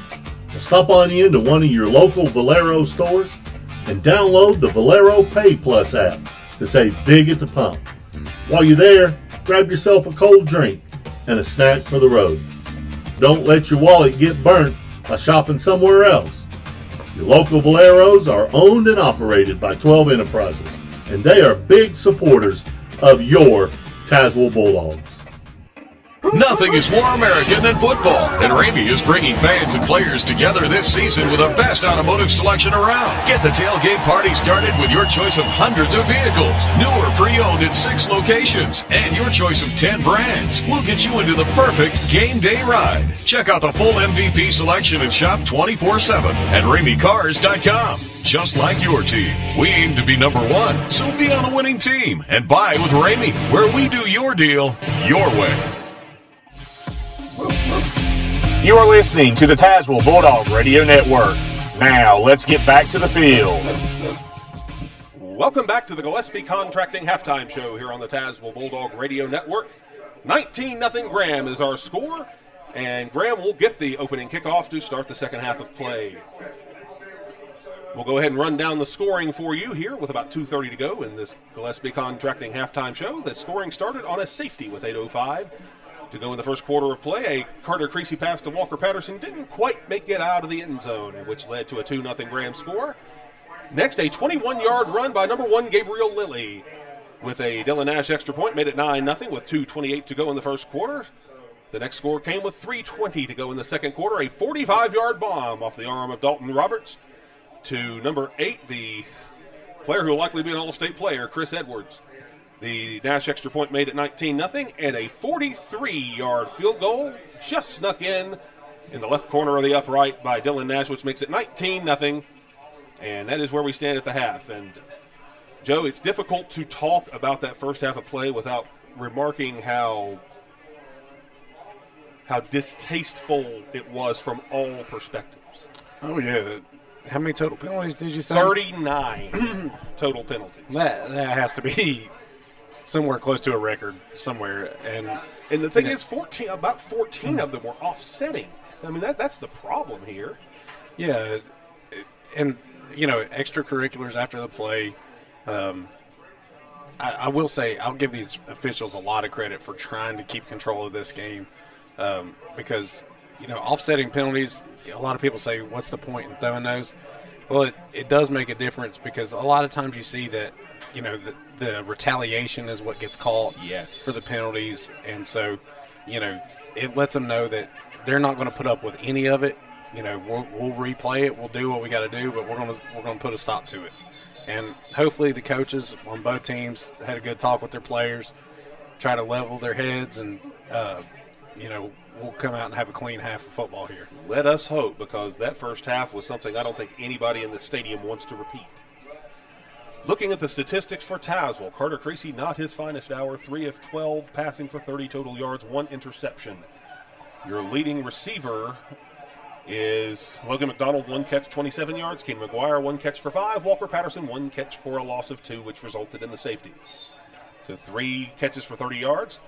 For Tazewell rushing, a little bit of a difficult story there too. 12 attempts for a loss of 5 for Carter Creasy. 1 fumble. He's taken 3 sacks as well. Walker Patterson, 2 carries for a loss of 2. Reese Mullins, 2 carries for a gain of 2, which is a loss of 5. There's only 25 total yards of offense for Tazewell. That's what you expect out of a Graham defense that is probably one of the best in this half of the state.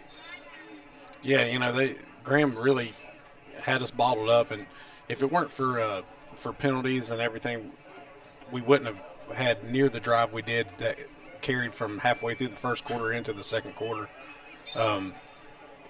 Penalties really kept us in it, but we did have some opportunities. Carter did do a good job of standing in the pocket and making some big throws. The pass to Logan early in the first half was a big play, and we've seen some opportunities down the field. Unfortunately, they are getting a lot of pressure on Carter. And yes, they are. Their 4 are beating our 5, and that's a difficult position to be in. It is, and Coach Harris talked about it at his interview at the break. We got to get back to running the ball and committing to it. Looking at the Graham statistics as we have them, leading rusher is Gabriel Lilly, number 1, 6 carries, 41 yards, and a touchdown. Number 11, Gage Palmer, 4 carries, 17 yards. Number 8, Chris Edwards, 1 carry for 4. Jamel Floyd, number 13, 1 carry for no gain. Dalton Roberts, 2 carries, 2 yards, and the lost fumble in the first half. Throwing the football, Dalton Roberts, your leading passer for the Graham G men. He is 4 of 9 for 61 total yards.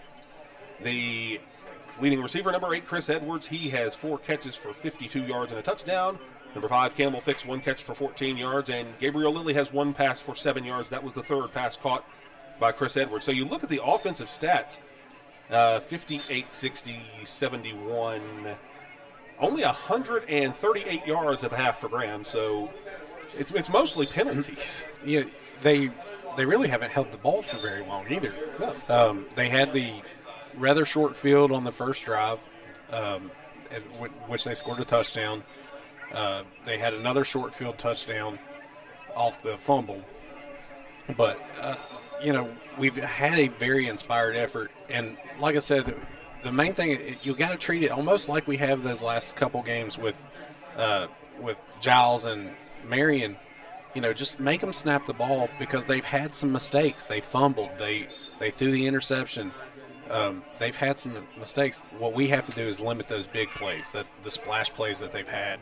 And just put him back there in shotgun and make him snap the ball. Graham has 2 explosive plays. You talk about the plays over 20 yards. 2 of them, both of them touchdowns, however. And that's been their MO through the course of the season, is to use those explosive plays to generate what their offense in years past, would get 7-8 yards a pop. That's not this Graham offense. This Graham offense is one that's predicated on bite, huge bite.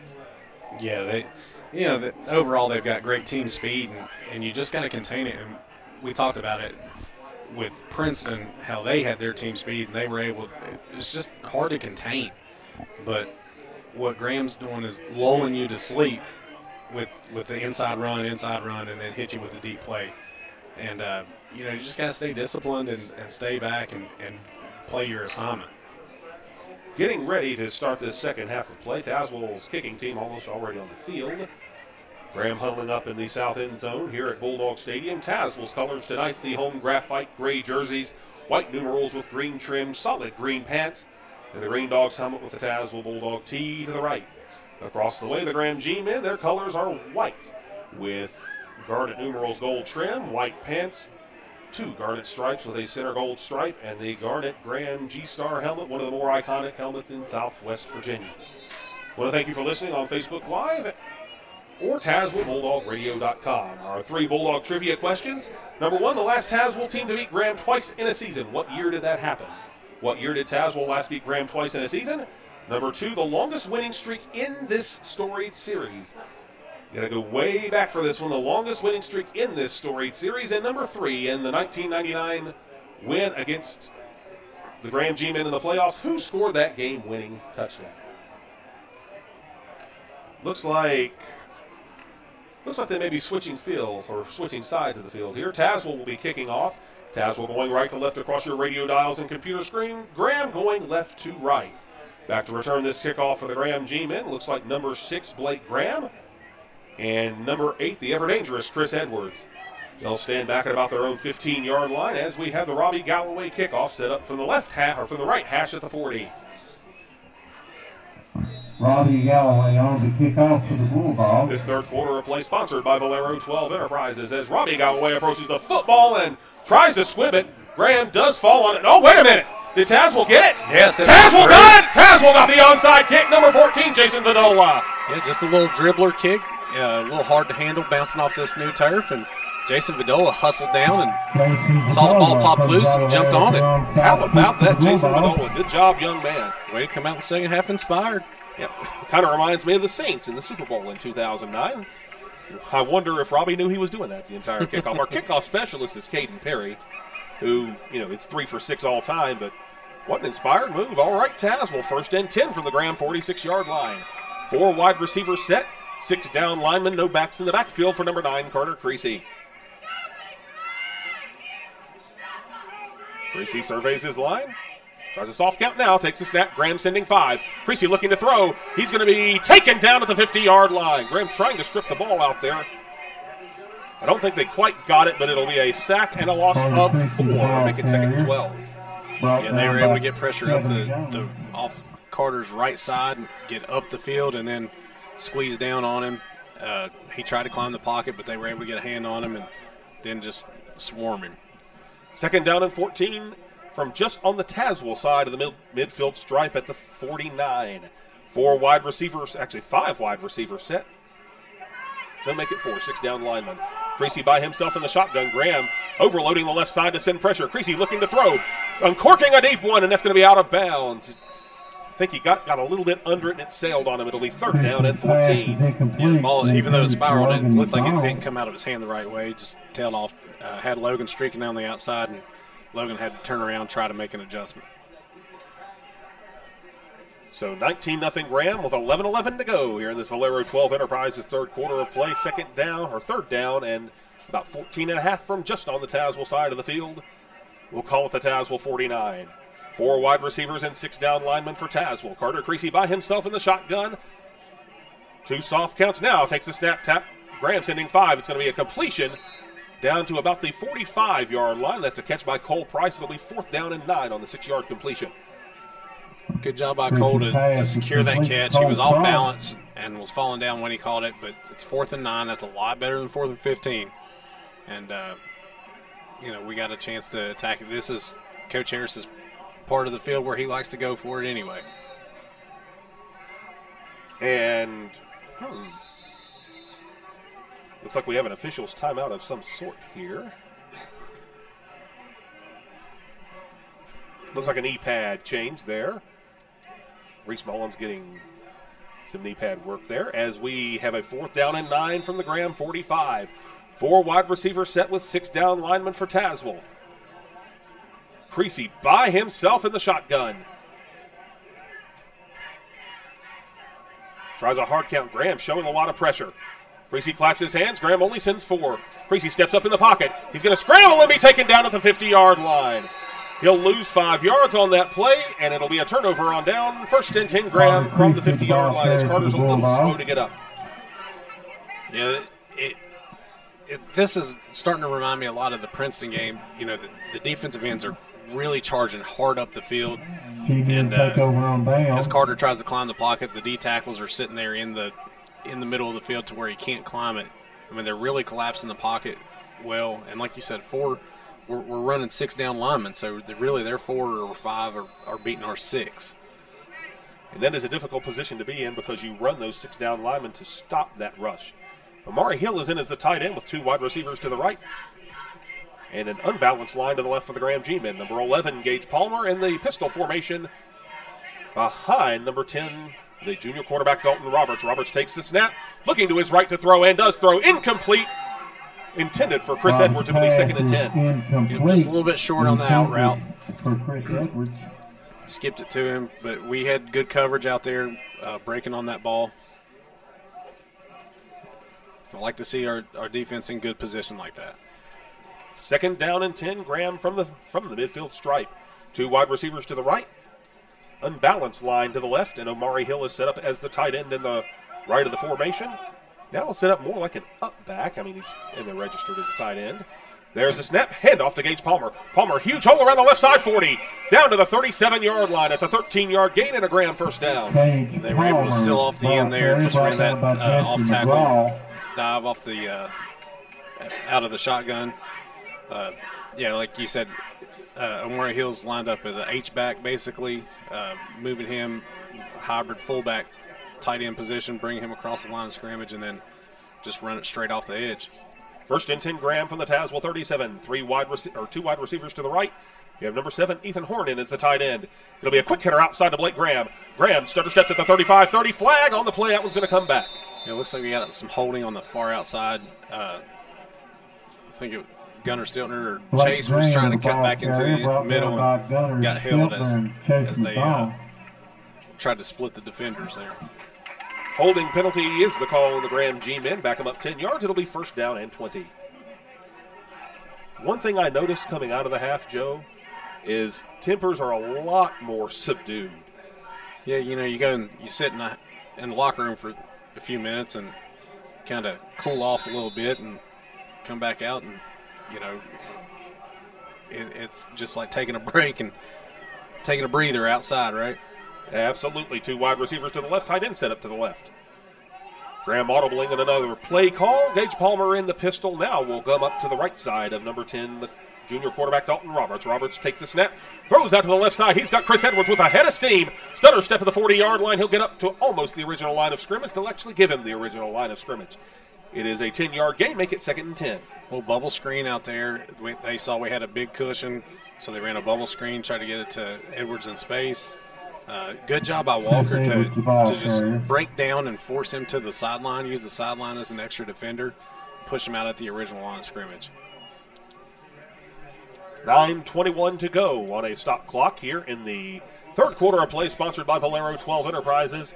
19-0 Graham is the score. Graham with their first possession out of the 2nd half. Comes out in a 2 wide receiver set to the left.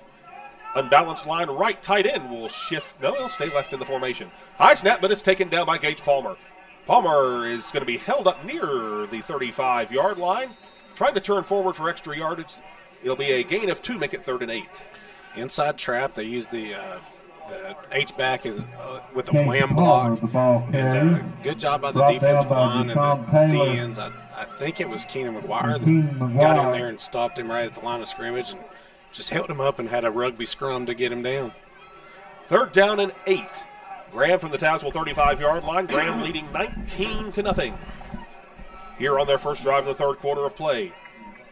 Graham comes out. A little bit of confusion here. What's going to be a direct snap, or is it? They're going to send Chris Edwards across the formation. Jet sweep to Chris Edwards. Edwards up to the 30-yard line. He'll turn ahead to the 25, still on his feet, to the 23-yard line and down to the 22. He might have ripped it out of there. Did they rip it out? That's the question. Tie goes to the offense. Yes, it does. Oh, no, don't do this. Both sides, let's back off. Good restraint there. Yes, it is. Both sides. Yes, it is. It's a 13-yard gain, and yes, it is Graham football, first down. Yeah, I thought Walker had it ripped out, and I think he did start to rip it out, but as they went down to the ground, they were able to get back a hold of it, and like I said, a tie goes to the offense. 1st and 10, Graham from the Tazewell 22-yard line. 8:20 to go on a rolling clock here in the 3rd quarter of play, sponsored by Valero 12 Enterprises.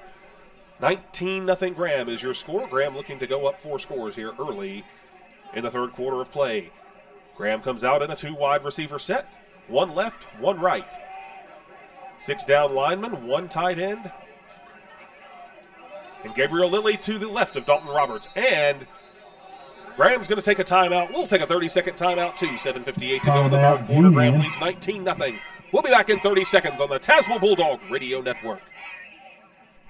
Nothing is more American than football, and Ramey is bringing fans and players together this season with the best automotive selection around. Get the tailgate party started with your choice of hundreds of vehicles, new or pre-owned in 6 locations, and your choice of 10 brands. We'll get you into the perfect game day ride. Check out the full MVP selection and shop 24/7 at RameyCars.com. Just like your team, we aim to be number 1, so be on the winning team and buy with Ramey, where we do your deal your way.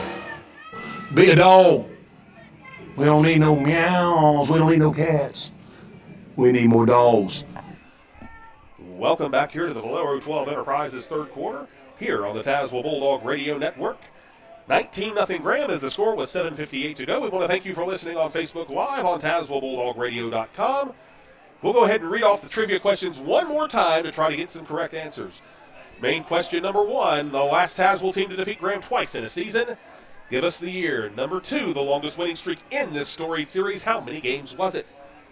Number 3, who scored the game-winning touchdown against Graham in the 1999 playoffs in that 21-14 win at Mitchell Stadium?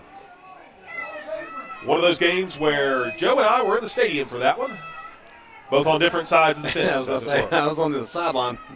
They've got Amari Hill set up as a running back. This is going to be a direct snap to Gabriel Lilly out of the Wildcat formation. Lilly tries to get to the corner and cannot. Good tackle, Reese Mullins. No gain. It'll be 2nd and 10. Yeah, way to attack upfield by Reese. They tried to student body to the left, had two lead backs, and just trying to get off the edge, and Reese just fought through it, got up downfield, and made the tackle. So they're going to give him a loss of 1. It'll be 2nd down and 11. 7:30 to go on a rolling clock. We apologize that this game is so late. 9:12. 2 hours, 12 minutes of actual time. We're just in the middle of the 3rd quarter. 2 wideouts to the right. 1 tight end set up to the right. Unbalanced line to the right. Roberts takes the snap. Looking to throw. Throws to the outside. Tipped and almost intercepted. Gabriel Lilly gave a shove there to Mitt Patel to keep him from picking that one off. Probably for the best. It'll be 3rd and 11. Yeah, Mitt did a great job breaking on that out route. They ran 2 receivers in the same area. I don't know if that was miscommunication on their part, but Mitt broke on it. I don't know that he actually had eyes on the ball very quickly, but got his hands on it. Was hopeful to come down with it. 7:13 to go here on this 3rd quarter of play, sponsored by Valero 12 Enterprises. 3rd down and 11 from the Tazewell 23-yard line. Trips right, 1 wide receiver left. That looks like Gage Palmer to the left of Dalton Roberts. Roberts takes a snap. Looking to his right, throws incomplete. And again, they had 2 wide receivers right in the same area. And good sportsmanship there. Yeah, they ran 2 curl routes and really had both of them open. but they were right in the same area, and it looked like he threw it right in between both of them. Good sportsmanship there. That's number 76 now, Jakeem Beavers helping up Chris Edwards, and that's what you want to see coming out of the half. As poorly as that first half was played, both teams. There's going to be some firestorm here, but both teams did not play to their potential in that first half. So out of the incompletion, 4th down and 11. And we will see here, this is kind of no man's land. It would be about 40 yards from that spot. Dylan Nash has the leg. He's kicked some low ones, but they've been true when they're there. 4th down for Graham, 4th and 11. Throw over the middle, that's going to be caught. And good jukes there for Graham. First down, Blake Graham. Holy cow, what some moves. That's a 17-yard gain and a first down and goal. Yeah, they ran a crossing route on the other side that you called a rub route. They saw some man coverage, and the inside defender went to the outside, released the inside, or released the crossing route, and they just had him wide open in the middle of the field, threw it, made some good moves, and then good hustle by Reese Mullins to get back and make that tackle. 6:55 to go on a rolling clock. First and goal, Graham from the Tazewell 5-yard line. Graham up 19-0. It's going to be a Wildcat formation with Gabriel Lilly, the junior wide receiver. It'll be a handoff that time to Gage Palmer. Gage Palmer trying to turn toward the end zone. He'll get down to about the 1. Give him 4 yards. It'll be 2nd and goal. Good effort. Got some more extracurriculars. Jay Sean is doubled over at the waist, as is Graham's. Is that Xavier Kennard, maybe? Yes, it is. Both of them got poked in the eye. Yeah, they're both winded here. And we're going to have a 30-second injury timeout here on the Tazewell Bulldog Radio Network. 2nd and goal from the 2 when we come back.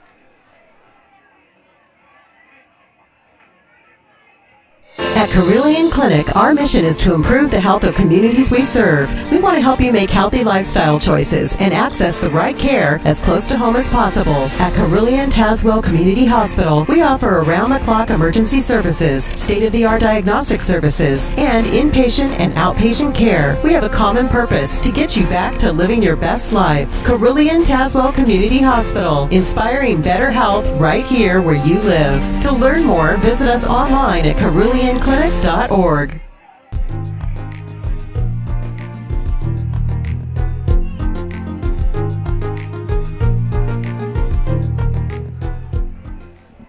The injured Bulldog is Jay-Sean Taylor. He's about a yard deep in the goal in his own end zone there.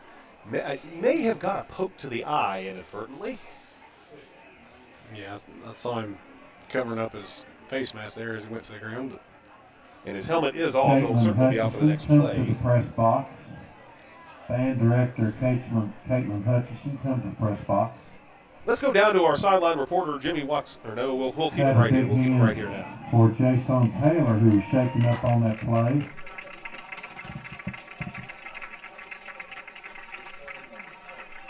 $6:17 to go in this Valero 12 Enterprises third quarter of play. 19-0 Graham is the score. Graham, one of the most prolific fourth quarter teams in Region 2D. They were down to Virginia High by 1. They were tied with Lebanon heading into the fourth, and they broke both of those games open into the fourth. So let's see what happens here if this game follows a similar trajectory. Number 6, Blake Graham split wide out to the right here on this 2nd down and goal from the 2. Number 5, Campbell Fix split out just as wide to the left. Graham has 6 down linemen. Gage Palmer is behind Dalton Roberts out of the pistol. Omari Hill is in as the tight end.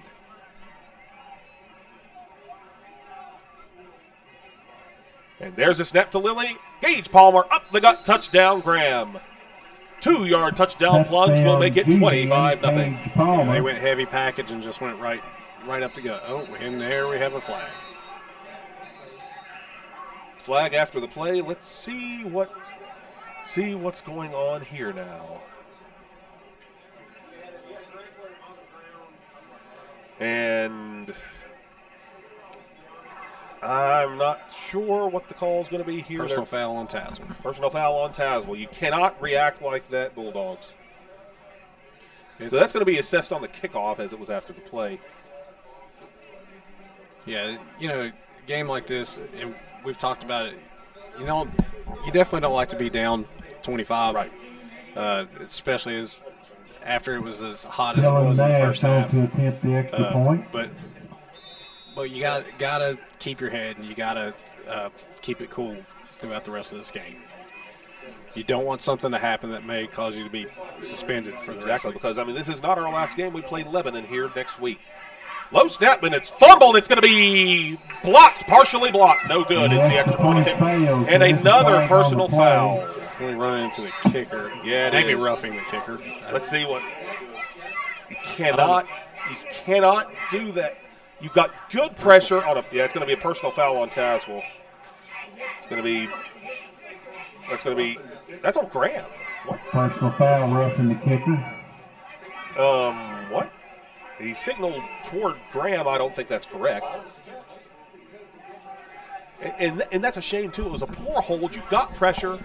You have to. I don't know if normally if you touch the kick, it's a live It's a ball live and everybody's ball in fair that game. But I don't know if situation, he miskicked it and kicked it underneath him. It's possible it may. It might, because it was a bad snap and They're going to say bad hold. Well, hold up here. Let's see what happens. Again, 15-yard penalty will be assessed on the kickoff on the personal foul. Yeah, they're going to move it closer. Well, no, what? Why are they moving it back to the 6? This is unusual. It should be half the. If it's a penalty on running into the kicker, it's going to be half the distance. They're calling roughing the holder. Roughing the. If I read his lips right, I'm not a professional lip reader. Oh my. So, 22 penalties on Tazewell, 130 penalty yards. Again, 20 on the Graham G-men, 42 total penalties thus far in this one. Number 12, Dylan Nash on to kick the extra point out of the hold of Brody Sharp. Snap is good. The hold is down. The kick is up and away and good. With 6:04 to go in this third quarter of play, Graham takes a 26-0 lead on the Bulldogs. We'll be back in 30 seconds on the Tazewell Bulldog Radio Network.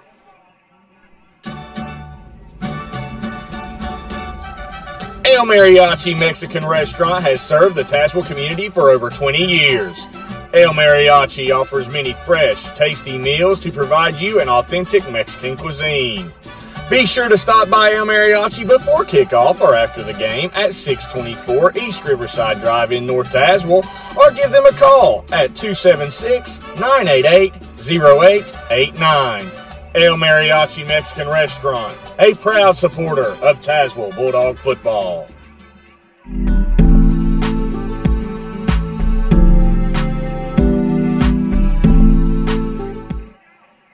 Welcome back to Bulldog Stadium. 6:04 to go in this third quarter of play, sponsored by Valero 12 Enterprises. Graham leads 26-0. And what is...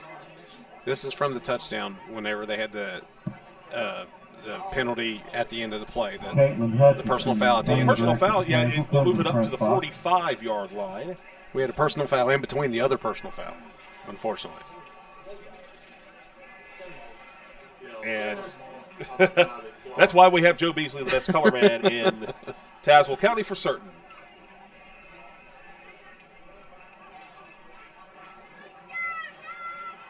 Number 81, Lucas Nash, will attempt this kickoff, the younger brother of number 12, Dylan Nash. Back to return for Tazewell, standing at their own 1-yard line apiece. Number 2, Chase McDonald. Yeah, they're going to do it onside, and they may get it back. I think we just got on. Nice job there, Logan McDonald on the hands team. Bulldogs recover the. Yeah, I saw it. Had a feeling when he lined up to kick that, he swooped over to the side real quick and tried to sneak a onside in. Good distance on it. I mean, right in the right spot. Good job by Logan. Not sure the utility doing that up 26-0 though. First and 10, Tazewell from their own 34-yard line.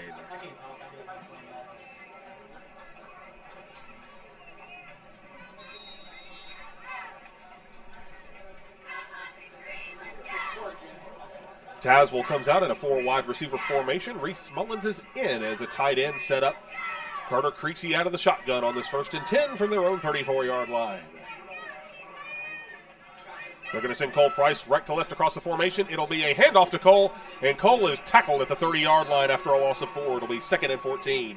Yeah, unfortunately, Cole never had a chance to turn his shoulders upfield. They were in the backfield. In a hurry. Yeah, they got it before he realized what he could do with it. Second down and 14 from their own 30-yard line come the Dogs. We want to thank you for listening on TazewellBulldogRadio.com or on Facebook Live. 26-0 is the score with 26-0 Graham with 5.5 minutes to go in this third quarter of play. Sponsored by Valero 12 Enterprises. 4 wide receivers, 1 tight end. Graham sends 5. Creasy's going to be sacked back at the 16-yard line. Another loss of 14. It'll be third down and 28. Yeah, Carter tried to get depth there, and when he went to get depth, they just kept coming upfield, and he had nowhere to go. Third down and, third down and 28 is the call from Tazewell's own 16-yard line. You don't have a lot of plays in the playbook for that, but what you do is you try to get a chunk of yards back and make it to where you have a decent chance to flip the field on a punt. I expect a screen pass or now I was going to say a run even, but it wouldn't be the worst call in the world if you're just looking to try to get yardage here. Again, you may want to expect possibly a deep shot to Logan McDonald if you have the time to throw it. No, it's going to be a screen outside to Walker Patterson. Walker up to the 16-yard line. Nice juke across the 20 and out of bounds at the 23-yard line. And complete to Walker Patterson. Close to that point, but it's going to be a 7, actually make it 9-yard gain on that pass. It'll be fourth down and 19. Yeah, nice little bubble screen. Good job by Logan McDonald getting his body in between the defender. The defender did a good job of, coming through him, but he did a good job of screening Walker off. Walker did like you said, had a good juke move, worked his way up the sideline, took a hit, got some yardage back. Maybe we can flip the field here. Robbie Galloway stands at his own 18-yard line to put this one away. Back to return for Graham. 2 return men in the formation, number 5, Campbell Fix, and number 8, Chris Edwards. A short kickoff. That's going to take a bounce, and Jakeem's going to let it roll past the 50-yard line down to the Graham 48, where he will put a big paw on it and mark it dead. 4:15 to go in this Valero 12 Enterprises third quarter. Graham will have it first and 10 from their own 48, leading 26-0. And there's a flag down here on Tazewell's side of the field. It's right along where actually, it's about 5 yards ahead of the original line of scrimmage. Joe, what do we have? I didn't see it during the play. I'm assuming that we might have a hold, unless there was some action after the play, but that's in the area of a hold on a punt. Right. But Coach Harris looks upset, so I feel like it's going to be on us. It may very well be. No, I believe it's on them. Nope. Okay. We'll see. Taking all bets. And the White Hat walking toward Graham's sideline. Tazewell's defense is already at on the field as Graham's offense is standing at their own 48 as well. I feel like there's probably one page in the rule book that we haven't called a penalty on. We've had chop blocks. We've had offsetting personal fouls. We've had offsetting unsportsmanlike conducts. We've had encroachment and offsides. And the issue here is they already moved the chains. They moved the chains prior to. Right. So are they calling it? We're going to get the call here. Your guess is as good as mine, friends. Whitehead is walking toward the sideline to. Jamie's trying to figure out what's going on, too. Never good when the lead official has his palms up in the air. Holding on Graham on the return, I think. Or no, that's going to be fourth down. It's going to be holding before the return. Penalty against the G-men. And it was not the best effort off the right foot of Robbie Galloway, so we'll try it again. It'll be fourth down and 9 from Tazewell's own 35-yard line.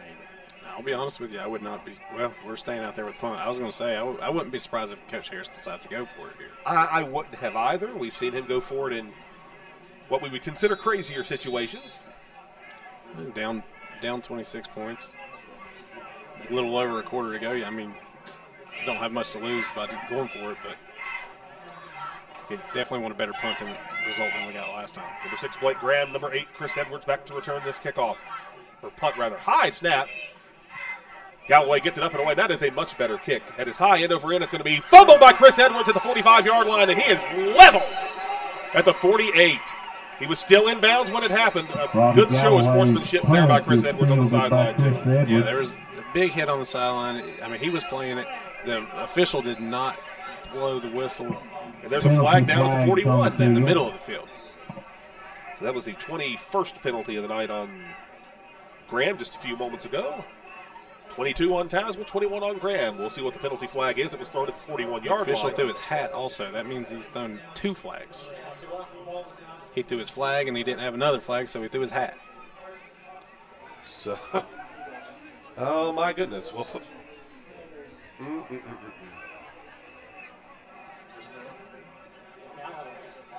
White Hat will call a hold on the Graham defense. If that's all, it's first down. Personal foul on Tazewell. Personal foul. So offsetting personal fouls once again. First down, Graham G-Men. So 22nd penalty of the night on the Graham G-Men, 23rd on the Tazewell Bulldogs. As Tazewell has it first and 10, or Graham has it first and 10 from the Tazewell 44-yard line. 3:55 to go in this Valero 12 Enterprises third quarter of play. 26-0 Graham is your score. Again, this game has been, you can't tell the story of this game without mentioning how marred it has been just by ugly play. On both sides of the ball, yes, some more egregious than others. But, yeah, I mean, in the end, you got to be better than this. They're actually marking that back for what?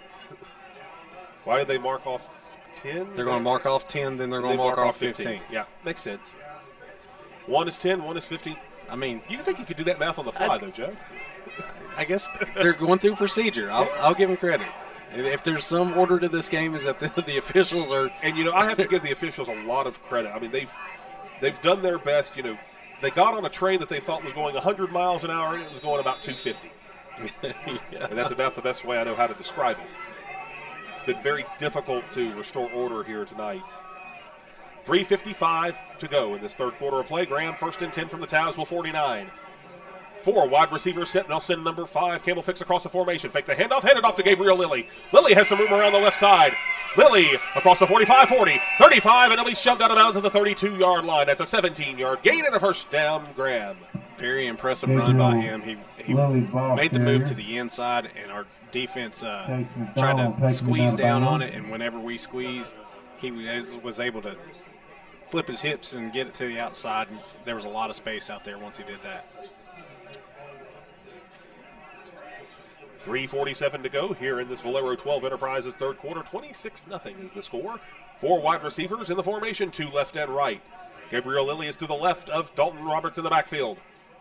Roberts takes the snap, will hand it off to Lilly. Lilly hole around the 30, 25, and he'll be pushed out of bounds at about the 20. Well, they mark him way down there past the 20, down to the 18. Give him a 15-yard carry. It'll be first and 10, Graham. Yeah, Graham's offense, they typically run the same type of play. It's just, it's a shotgun give. Typically, it's coming across the quarterback's face, and they may go inside, may go outside. They just hold it in there, and it's hard to gauge which gap he's coming in. You got to be very gap disciplined against this team. 4 wide receivers set for Graham, 1 back in the backfield with Dalton Roberts. Roberts takes a snap, hands it to Lilly once again. Lilly across the 15 down to about the 14-yard line, and another late flag comes in. It'd be a 4-yard gain, but I think that one's on Tazewell again. Now, this is unfortunate. When you're down, you got to keep your composure. Yes, you do, and it is a personal foul on Tazewell. This is what you cannot have in this situation. And Gunnar Stiltner will be ejected from this one. That's his second. It'll be marked off half the distance to the goal after the end of the play. And that will be, Gunnar will be out for the Lebanon game, unfortunately. Coach Ayers is out there. He's trying like crazy to reel these emotions in on all these guys, and it's unfortunate. We knew it was going to happen, though, at some point. I mean, you can't keep having these penalties without having somebody kicked out of the game. It's been marred. Just Coach Harris said it best coming out of the half, that didn't resemble football. And the ball's On the 7-yard line, first and goal, Graham from the 7-yard line. The scoreboard says first and 10. But it's first and goal. 3 wide receiver set, 1 tight end set up to the right. It'll be a handoff to Gage Palmer. Palmer 5, 3, 2, 1 touchdown Graham. 7-yard touchdown run. And what in the world?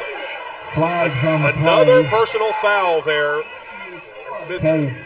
Palmer. That looks like one of the Graham offensive linemen may have gotten into some extracurriculars there. It's difficult to say much when you're doing the exact same thing at times, but that is a 7-yard touchdown run by Gage Palmer, but that's going to be after the play. Or is it going to be during the play? I don't know. It'll be after the play. That, down there in the trenches, you're going to have some grimy, not dirty, but grimy, tough fought battles, and it got a little out of hand there. I mean, there is only so much an officiating crew can do. And touchdown is good. A 7-yard touchdown run by number 11, Gage Palmer. Personal foul, Graham after the play. It'll be assessed on the kickoff, so they'll kick it off from the 20. But 32-0 extra point pending with 2:33 to go in this Valero 12 Enterprises third quarter. And he had asked Coach Harris, there wasn't an option. It was after the play, so it was either take it on the extra point or take it on the kickoff. So and Coach Dylan Nash is on the plenty capable of making an extra point from that distance, so take it on the kickoff. It's disappointing. It is. For both. Disappointing for both. Yeah, and I love to see football. I love to see the kids compete, but I just hope this game. Oh, they're going for 2. They're going for 2, and it's going to be a procedure penalty. That's a little uncouth. Illegal procedure call. Yeah, I mean, it's a 32-0 game. The competitive phase of the game is over. It's going to be a 5-yard. Well, if anything, it evens up the number of penalties at 24 per each team. 169 in penalty yardage for Graham, 143 for Tazewell. The penalties have. There's been more penalty yardage than there has been total offense in this game. If that gives you any indication of how proceedings have played out tonight. Yeah, rarely will you see me say I want the game to be over, but I want to get through this game without kids getting hurt, without kids getting penalized, without kids getting in trouble. And so we really need to just running clock is at 35 points? 35, yes, unfortunately. 2:33 to go here in the Valero 12 Enterprises third quarter. We'll take a 30-second timeout here on the Tazewell Bulldog Radio Network. Hey, Bulldog fans. Are you looking to fill your car up with gas on your way to the big game? Well, stop on in to one of your local Valero stores and download the Valero Pay Plus app to save big at the pump. While you're there, grab yourself a cold drink and a snack for the road. Don't let your wallet get burnt by shopping somewhere else. Your local Valeros are owned and operated by 12 Enterprises, and they are big supporters of your Tazewell Bulldogs.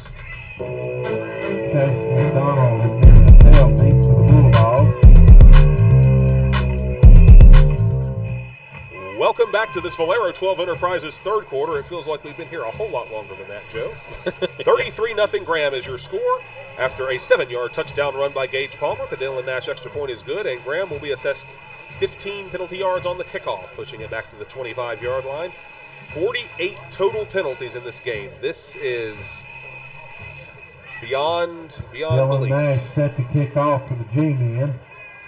Dylan Nash set to kick this one away, back to return at their own 20-yard line stand. Number 13, Mitt Patel, and number 2, Chase McDonald, as he walks up forward to the 25-yard line. Again, Dylan Nash, one of the great soccer players at Graham, has quite a leg on him.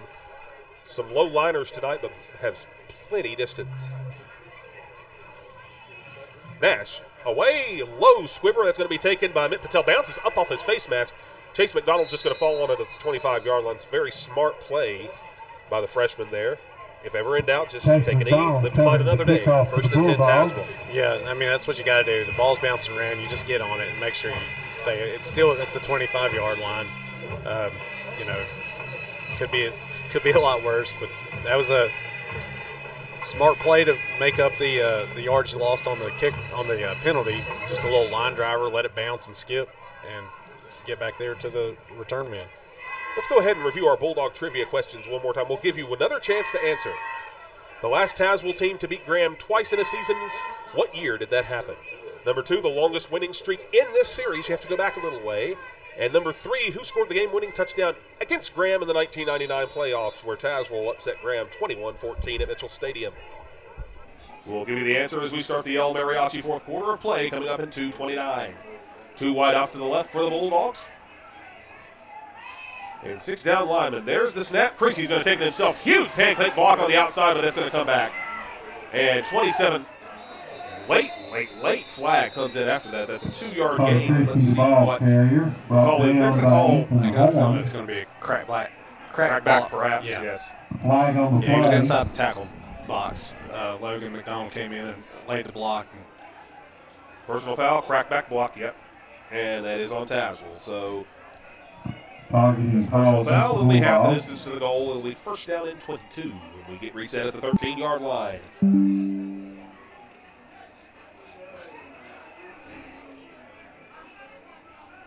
So that is the 25th penalty of the night on the Tazewell Bulldogs. 155 total penalty yards.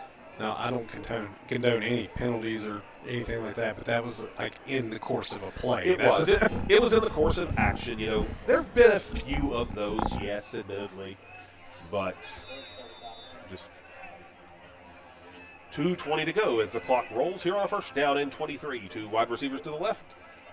1 tight end set up to the left, 6 down linemen. Creasy takes a snap, looking to throw, has some time, throws it deep down the field for Logan McDonald. That's going to be tipped and incomplete. Chris Edwards got a paw on it. It'll be second down and 23. And another flag there at midfield, or down midfield at the 13-yard line. So let's see what this one is. This will be the 50th total penalty, whichever way it goes. Had heavy traffic in the secondary. Logan was trying to look for the ball and make an adjustment. Holding Tazewell. And I think they would be smart to decline this one with Graham, which would make it second down and 23. And they do so decline. 155 in penalty yards for Tazewell on 26 penalties, 169 for the Graham G-men on 24. 2:04 to go on a stop clock here in the Valero 12 Enterprises third quarter of play. Second down and 23 Tazewell from their own 12-yard line. 4 wide receivers set, 2 left and 2 right. Keenan McGuire is set up as the tight end to the right of the formation. Carter Creasy out of the shotgun. Graham showing heavy blitz off the right side. They send 5, thrown out, caught Walker Patterson. Walker will get to about the 19-yard line. That'll be a gain of 6, make it third and 17. Tackled by Gamble. That's a solid play. Like, we've needed a few more of those. We've taken some deep shots, and we've had some open deep shots that we've missed. But solid 6-yard gain, if we could get that, early in the drive without a penalty to pull it back, that would be a lot better. But just a little 6-yard hitch, sat down with the off coverage and found a little gap and made the sure catch and fought for some extra yardage. 1:21 to go in this third quarter of play as we near the 10 o'clock hour here at Bulldog Stadium. 5 wide receivers set, 3 right, 2 left. A little bit of confusion in the Graham secondary as Carter Creasy sets up at his own 13-yard line to take the snap. He takes a snap, sending 4. Carter running for his life. He's just going to throw that one out of bounds, and for good reason. Incomplete. It did not get back to the line of scrimmage, but that is... Did it not? Not extended? Yeah. It did not get back to the line of scrimmage. Yeah, he was it went out of bounds at about the 11. The line of scrimmage was the 18. So that'll be a penalty. I would presume Graham would decline it. Well, they should be able to take it. It should be a loss of down. Well, yes.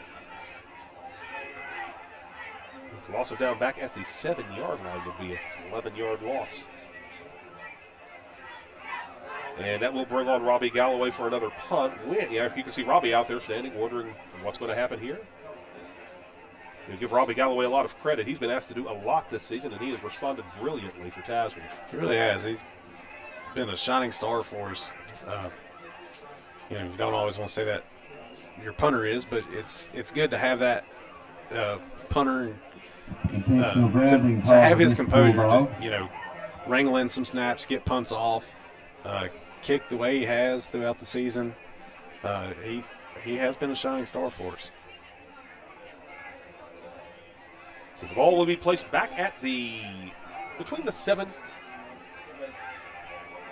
I thought it was a spot foul. They're marking it half the distance to the goal. We ran into this earlier in the season. I think it's a 5-yard from the spot foul and loss of down. It's a very, very penalized penalty. On the punt for the Bulldogs. And Robbie Galloway on to punt this one away. Low end over end kick that's going to ratchet up the Tazewell sideline. We'll have to see where they mark it out. It'll be at about the 28-ish, maybe. Nope, they're going to mark it at the 24. So a 20-yard punt by Robbie Galloway. No return. 1st and 10, Graham from the Tazewell 24 with 47 seconds to go in the first quarter. In your Tazewell trivia questions tonight, number 1, the last Tazewell team to beat Graham twice in a season. Number 2, the longest winning streak in this series. You've got to go back a little way before you find that answer. And number 3, who scored the game-winning touchdown against Graham in 1999? We'll go ahead and reveal the answers at the start of the El Mariachi fourth quarter, coming up in a mere 47 seconds of game time, which, at the pace we're going tonight, about 8 minutes of real time. Chase, by the way, we did do the announcer's jinx on Robbie on that punt. Yes, we did, didn't we? That's a 5-yard penalty. What? Another penalty. We must have missed that one. Sorry, folks. 178 penalty yards on 25 penalties for the Graham G-men. I didn't even see what he called. Who knows at this point?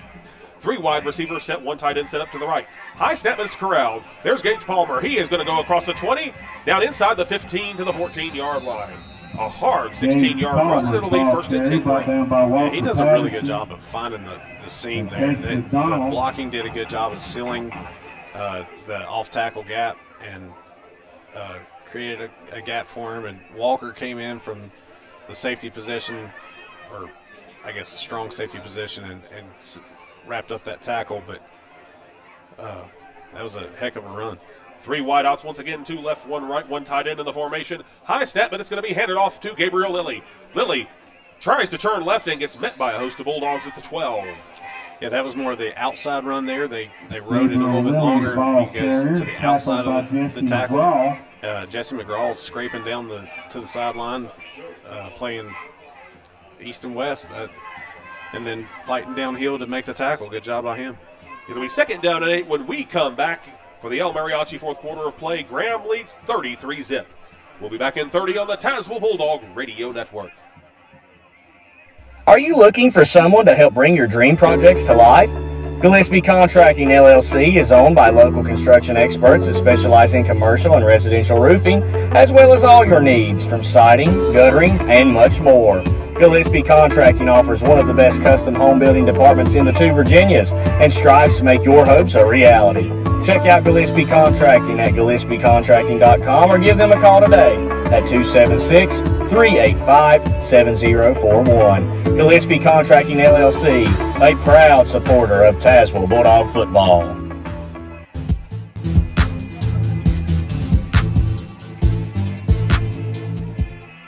Welcome back to the El Mariachi fourth quarter of play here at Bulldog Stadium. 12 minutes remain in this one, thank goodness. 33-0 Graham is the score. And Graham has 2nd down and 8 from the Tazewell 13-yard line. Thus far, 52 total penalties in this one. Gosh, I can't fathom that. It's just, I mean, like you said, that's averaging more than, if there's not another penalty, that's averaging more than one penalty per minute. And it's just been, I just can't, it just defies any reasonable description, and I'm going to probably close my mouth at this point because I think I might have set it up on that point, to be honest. Graham comes out in a 3 wide receiver set, 2 left, 1 split, way to the right. Number 17, Uberto Isabel is in as a tight end. Hand off to Gabriel Lilly. Lilly will get up near the 10-yard line before Jesse McGraw throws him down. Yeah, Jaysean Taylor closed the gap right there. Jesse McGraw, Walker Patterson in there to clean it up.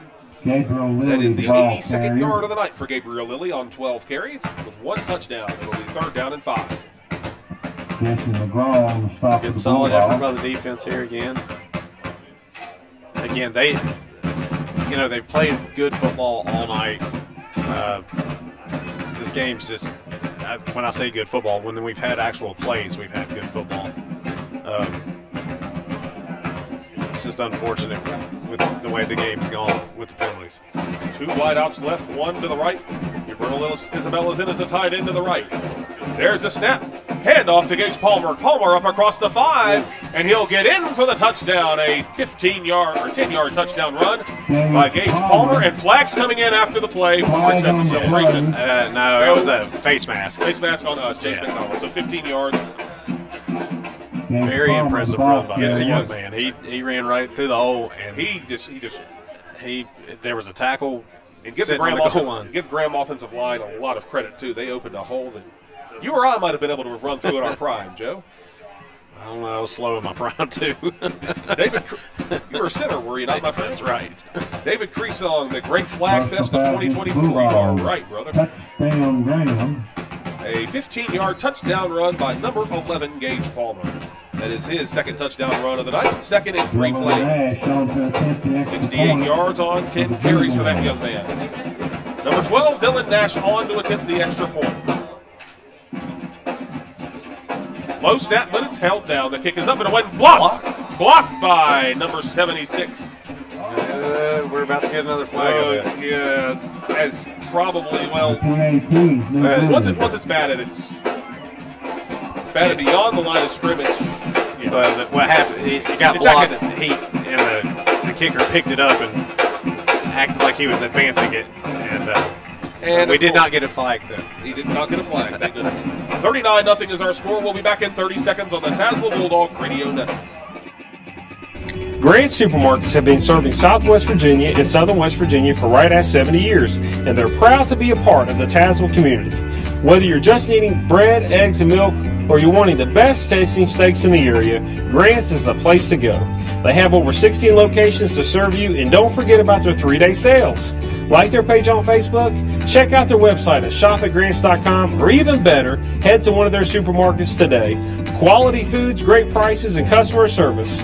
That's what you'll get at Grant's.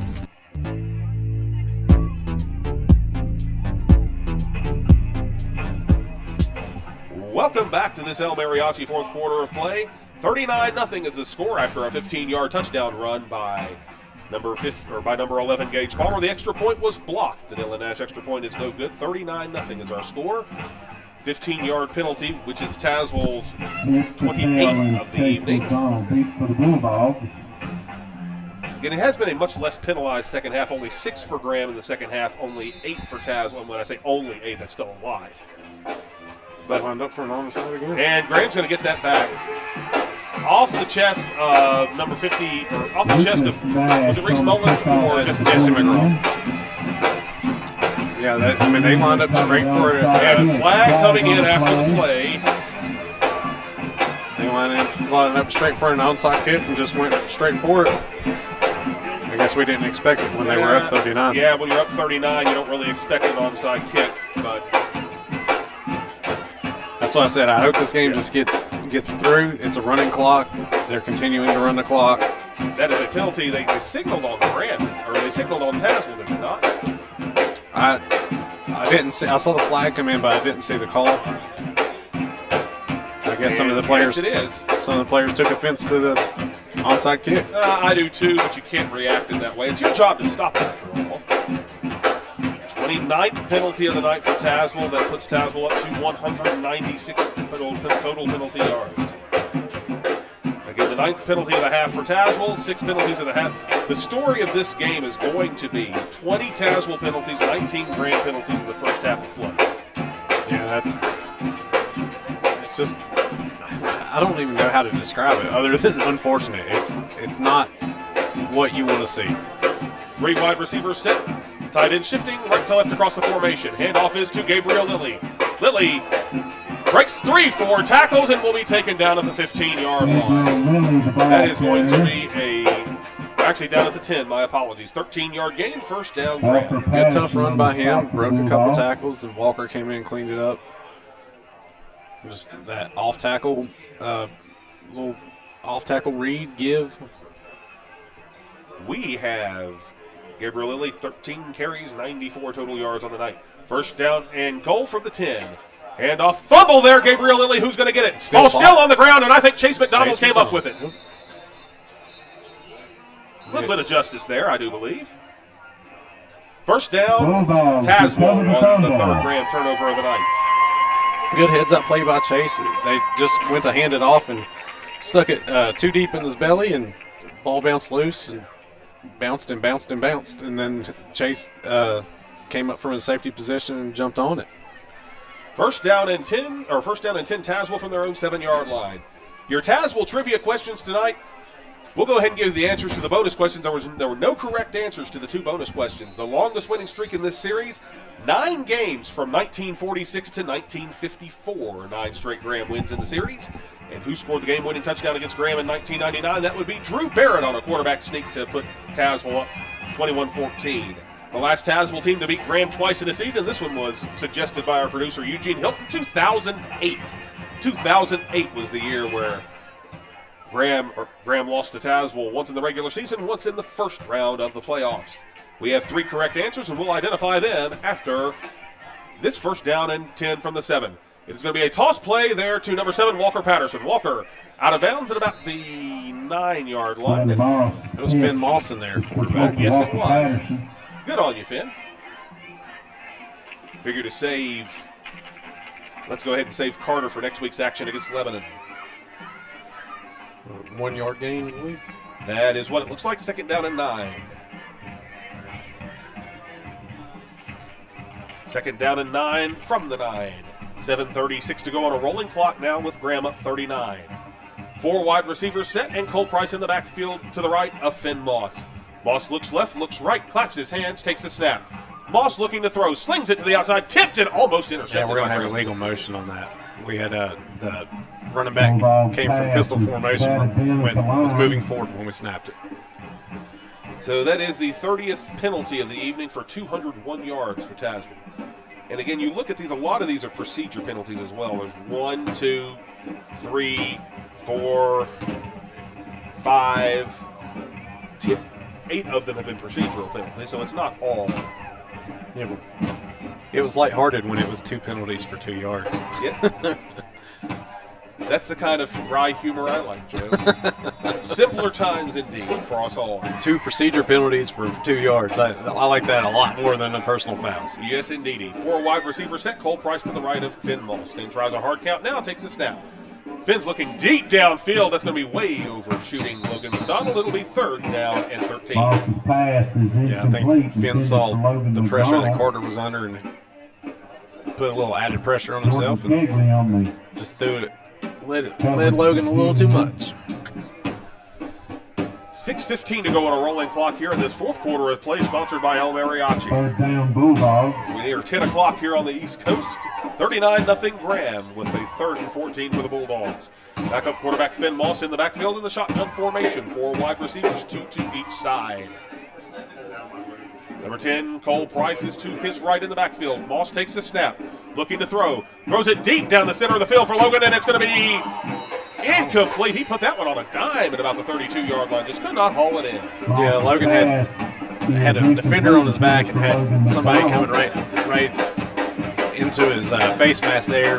And while he was going up for that, I might have heard a little bit of footsteps. I thought he had a good spot to get that one. So 5:28 to go. Robbie Galloway will be on to attempt this punt. Back to return, standing at about their own. Well, they're standing about 5 yards apart. Number 5, Campbell Fix. Number 15, Caden Banks. Both of them very talented sophomores for the G-men. Snap is up and away. Robbie Galloway's kick high, wobbler. That's going to take a it's going to take a Graham bounce. Everything else has tonight. That will roll dead at about the 21-yard line. And another flag down at the 5. Let's see what it is. Yeah. Let's see who it's on. That one will be a personal foul on Tazewell. Why? I'll be honest, I didn't see anyone there. I saw the player hit the ground, but I didn't see who was around. You can't let the frustrations show through like this. Yeah. Not in this situation. It's 31 penalties, 216 yards. This 4:25 to go here in this El Mariachi fourth quarter of play. Rolling clock here at Bulldog Stadium. Graham up 39-0, and we'll probably look to tack on another one here. Looks like we have Gabriel Lilly. Isaiah Pruitt-Saunders is in the backfield to his right. So some fresh jerseys, some not so fresh. Lilly will send number 2, A.J. Bradshaw, across the formation, and we'll hand it to A.J. Bradshaw up to about the 10-yard line, still on his feet, carrying tacklers inside the 5, and there's a penalty coming in. That might be a hold. That's a face mask. Face mask goes down. Unfortunately. Good job by Logan McDonald forcing him to cut up inside. But like I said, the cleanup got a hold of his face mask.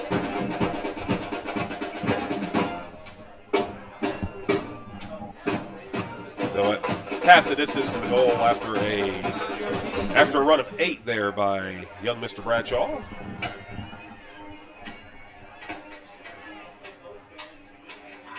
So give A.J. Bradshaw 8 on that carry. It'll be first down and goal, Graham, from the 3-yard line. Gabriel Lilly is your new quarterback. Pistol formation with number 3, Isaiah Pruitt-Saunders to his left. 3 wide receivers set. It'll be a design keeper there, and Gabriel Lilly is going to waltz into the end zone for the touchdown, 3 yards. It'll put Graham up 45-0. Yeah, just like you said, design keeper to the outside. Just didn't have the numbers over there just to stop it. He was able to cut upfield.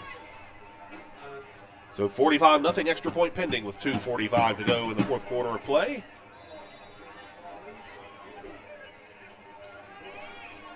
And Dylan Nash, this is Lucas Nash on to attempt the extra point. And having one talented kicker in high school football is nice enough. Having 2 is a luxury for sure. Snap is back. The kick is up and away, and that one had plenty of distance. That one almost landed onto the deck of the field. That was probably the best kick we've seen all night. Yes, it is. And credit to that young man. We saw a 42-yard field goal, and that was the best kick we've seen tonight. 46-0 is our score, and we will be back in 30 seconds on the Tazewell Bulldog Radio Network. Experience the answer to your water issues with Dynapump and Electric Company, your trusted source for cutting-edge dewatering pumps. Seek unmatched pumping expertise at 4377 Grattan Road in Tazewell, or call at 276-988-9200. Proudly championing Tazewell athletics because a united community is our priority. Dynapump and Electric, your pumping solution and community supporter. Connect with us today. Go Bulldogs! The Tazewell Bulldog Radio Network would like to thank Carrie Ann Moss for being the team photographer in 2024. To book a session with Carrie Ann, visit Carrie Ann Moss Photography on Facebook. Be a dog. Welcome back to Bulldog Stadium. This El Mariachi fourth quarter of play. We'll go ahead and give you our winners from Bulldog Trivia tonight. Winners of one $25 gift card to El Mariachi. Katrina Moore for her guest, 2008. For the Tazewell team to beat Graham twice in the season. Zachary Counts wins the second $25 gift certificate to El Mariachi. And TJ Taxley, coaching some high school basketball tonight in Kentucky, wins 2 tickets to next week's game, Tazewell's home finale against the Lebanon Pioneers. Number 81, Lucas Nash, is going to kick it away, and Chase McDonald has it at the 11-yard line, up to the 20-yard line. A little bit of a hole up the right side as Chase gets up to about the 30. He did a good job hitting the hole. He's done it twice tonight. Had a chance to return the kick and hit the hole pretty hard. And I don't think Tazewell's going to be able to run another offensive play. As time ticks away here at Bulldog Stadium, your final score will be Graham 46, Tazewell nothing. Graham moves to a perfect 9-0 on this regular season. Tazewell will fall to 4-5, looking to salvage a .500 record in this regular season next week in their home finale against the Lebanon Pioneers. Stay tuned. We'll have the Lucky Dog postgame show coming up on the Tazewell Bulldog Radio Network. That's the ball game. Join us here Friday night. If you're looking for the best one-stop shop in Tazewell, look no further than the Lucky Dog. The Lucky Dog has the cheapest gas in town, a wide selection of snacks, ice-cold beverages, and much, much more. And with the discounts from their loyalty card, the Lucky Dog can't be beat. Join the Bulldog Radio Network crew at the Lucky Dog, located at 1313 Tazewell Avenue, right next to Southern States. At Carillion Clinic, our mission is to improve the health of communities we serve. We want to help you make healthy lifestyle choices and access the right care as close to home as possible. At Carillion Tazewell Community Hospital, we offer around-the-clock emergency services, state-of-the-art diagnostic services, and inpatient and outpatient care. We have a common purpose: to get you back to living your best life. Carillion Tazewell Community Hospital, inspiring better health right here where you live. To learn more, visit us online at carillionclinic.org. El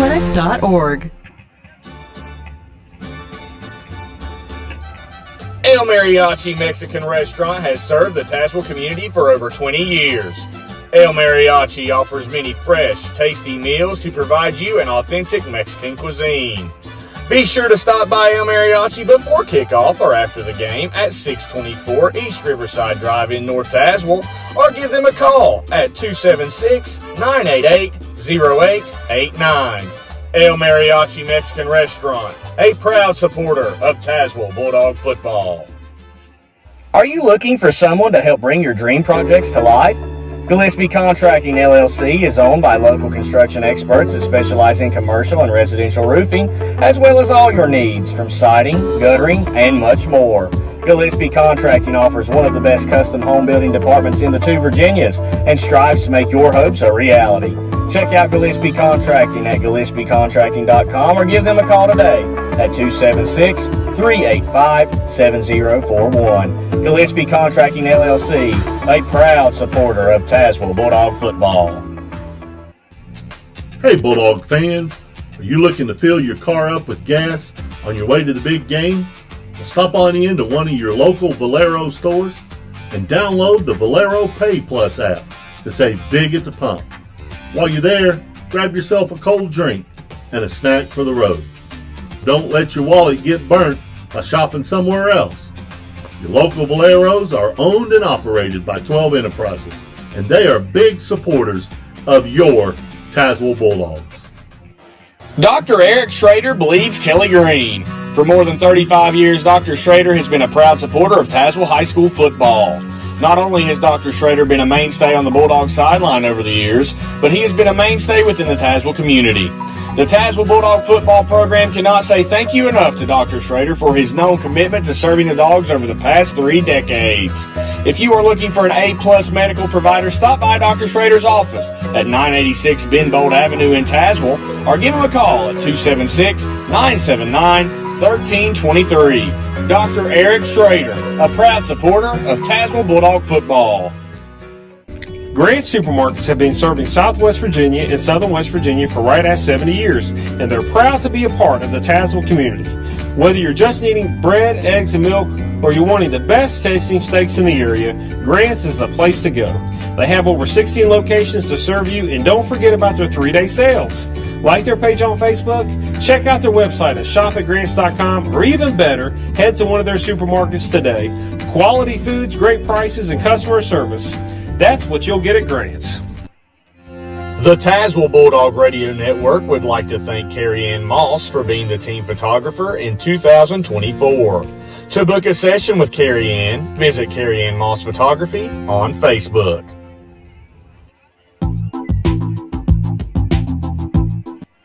Welcome back to the Lucky Dog postgame show here on the Tazewell Bulldog Radio Network. 46-0, Graham defeats Tazewell here at Bulldog Stadium. Graham goes to 9-0 on the season. It's Graham's 4th shutout of the season. Tazewell will drop to 4-5, and the score belies many things tonight, Joe. I use the, I'm going to take some flack for this, but I'll stand by it. I use the word disgraceful in our coverage in the first half. That is defined as shockingly unacceptable. And I don't know what you can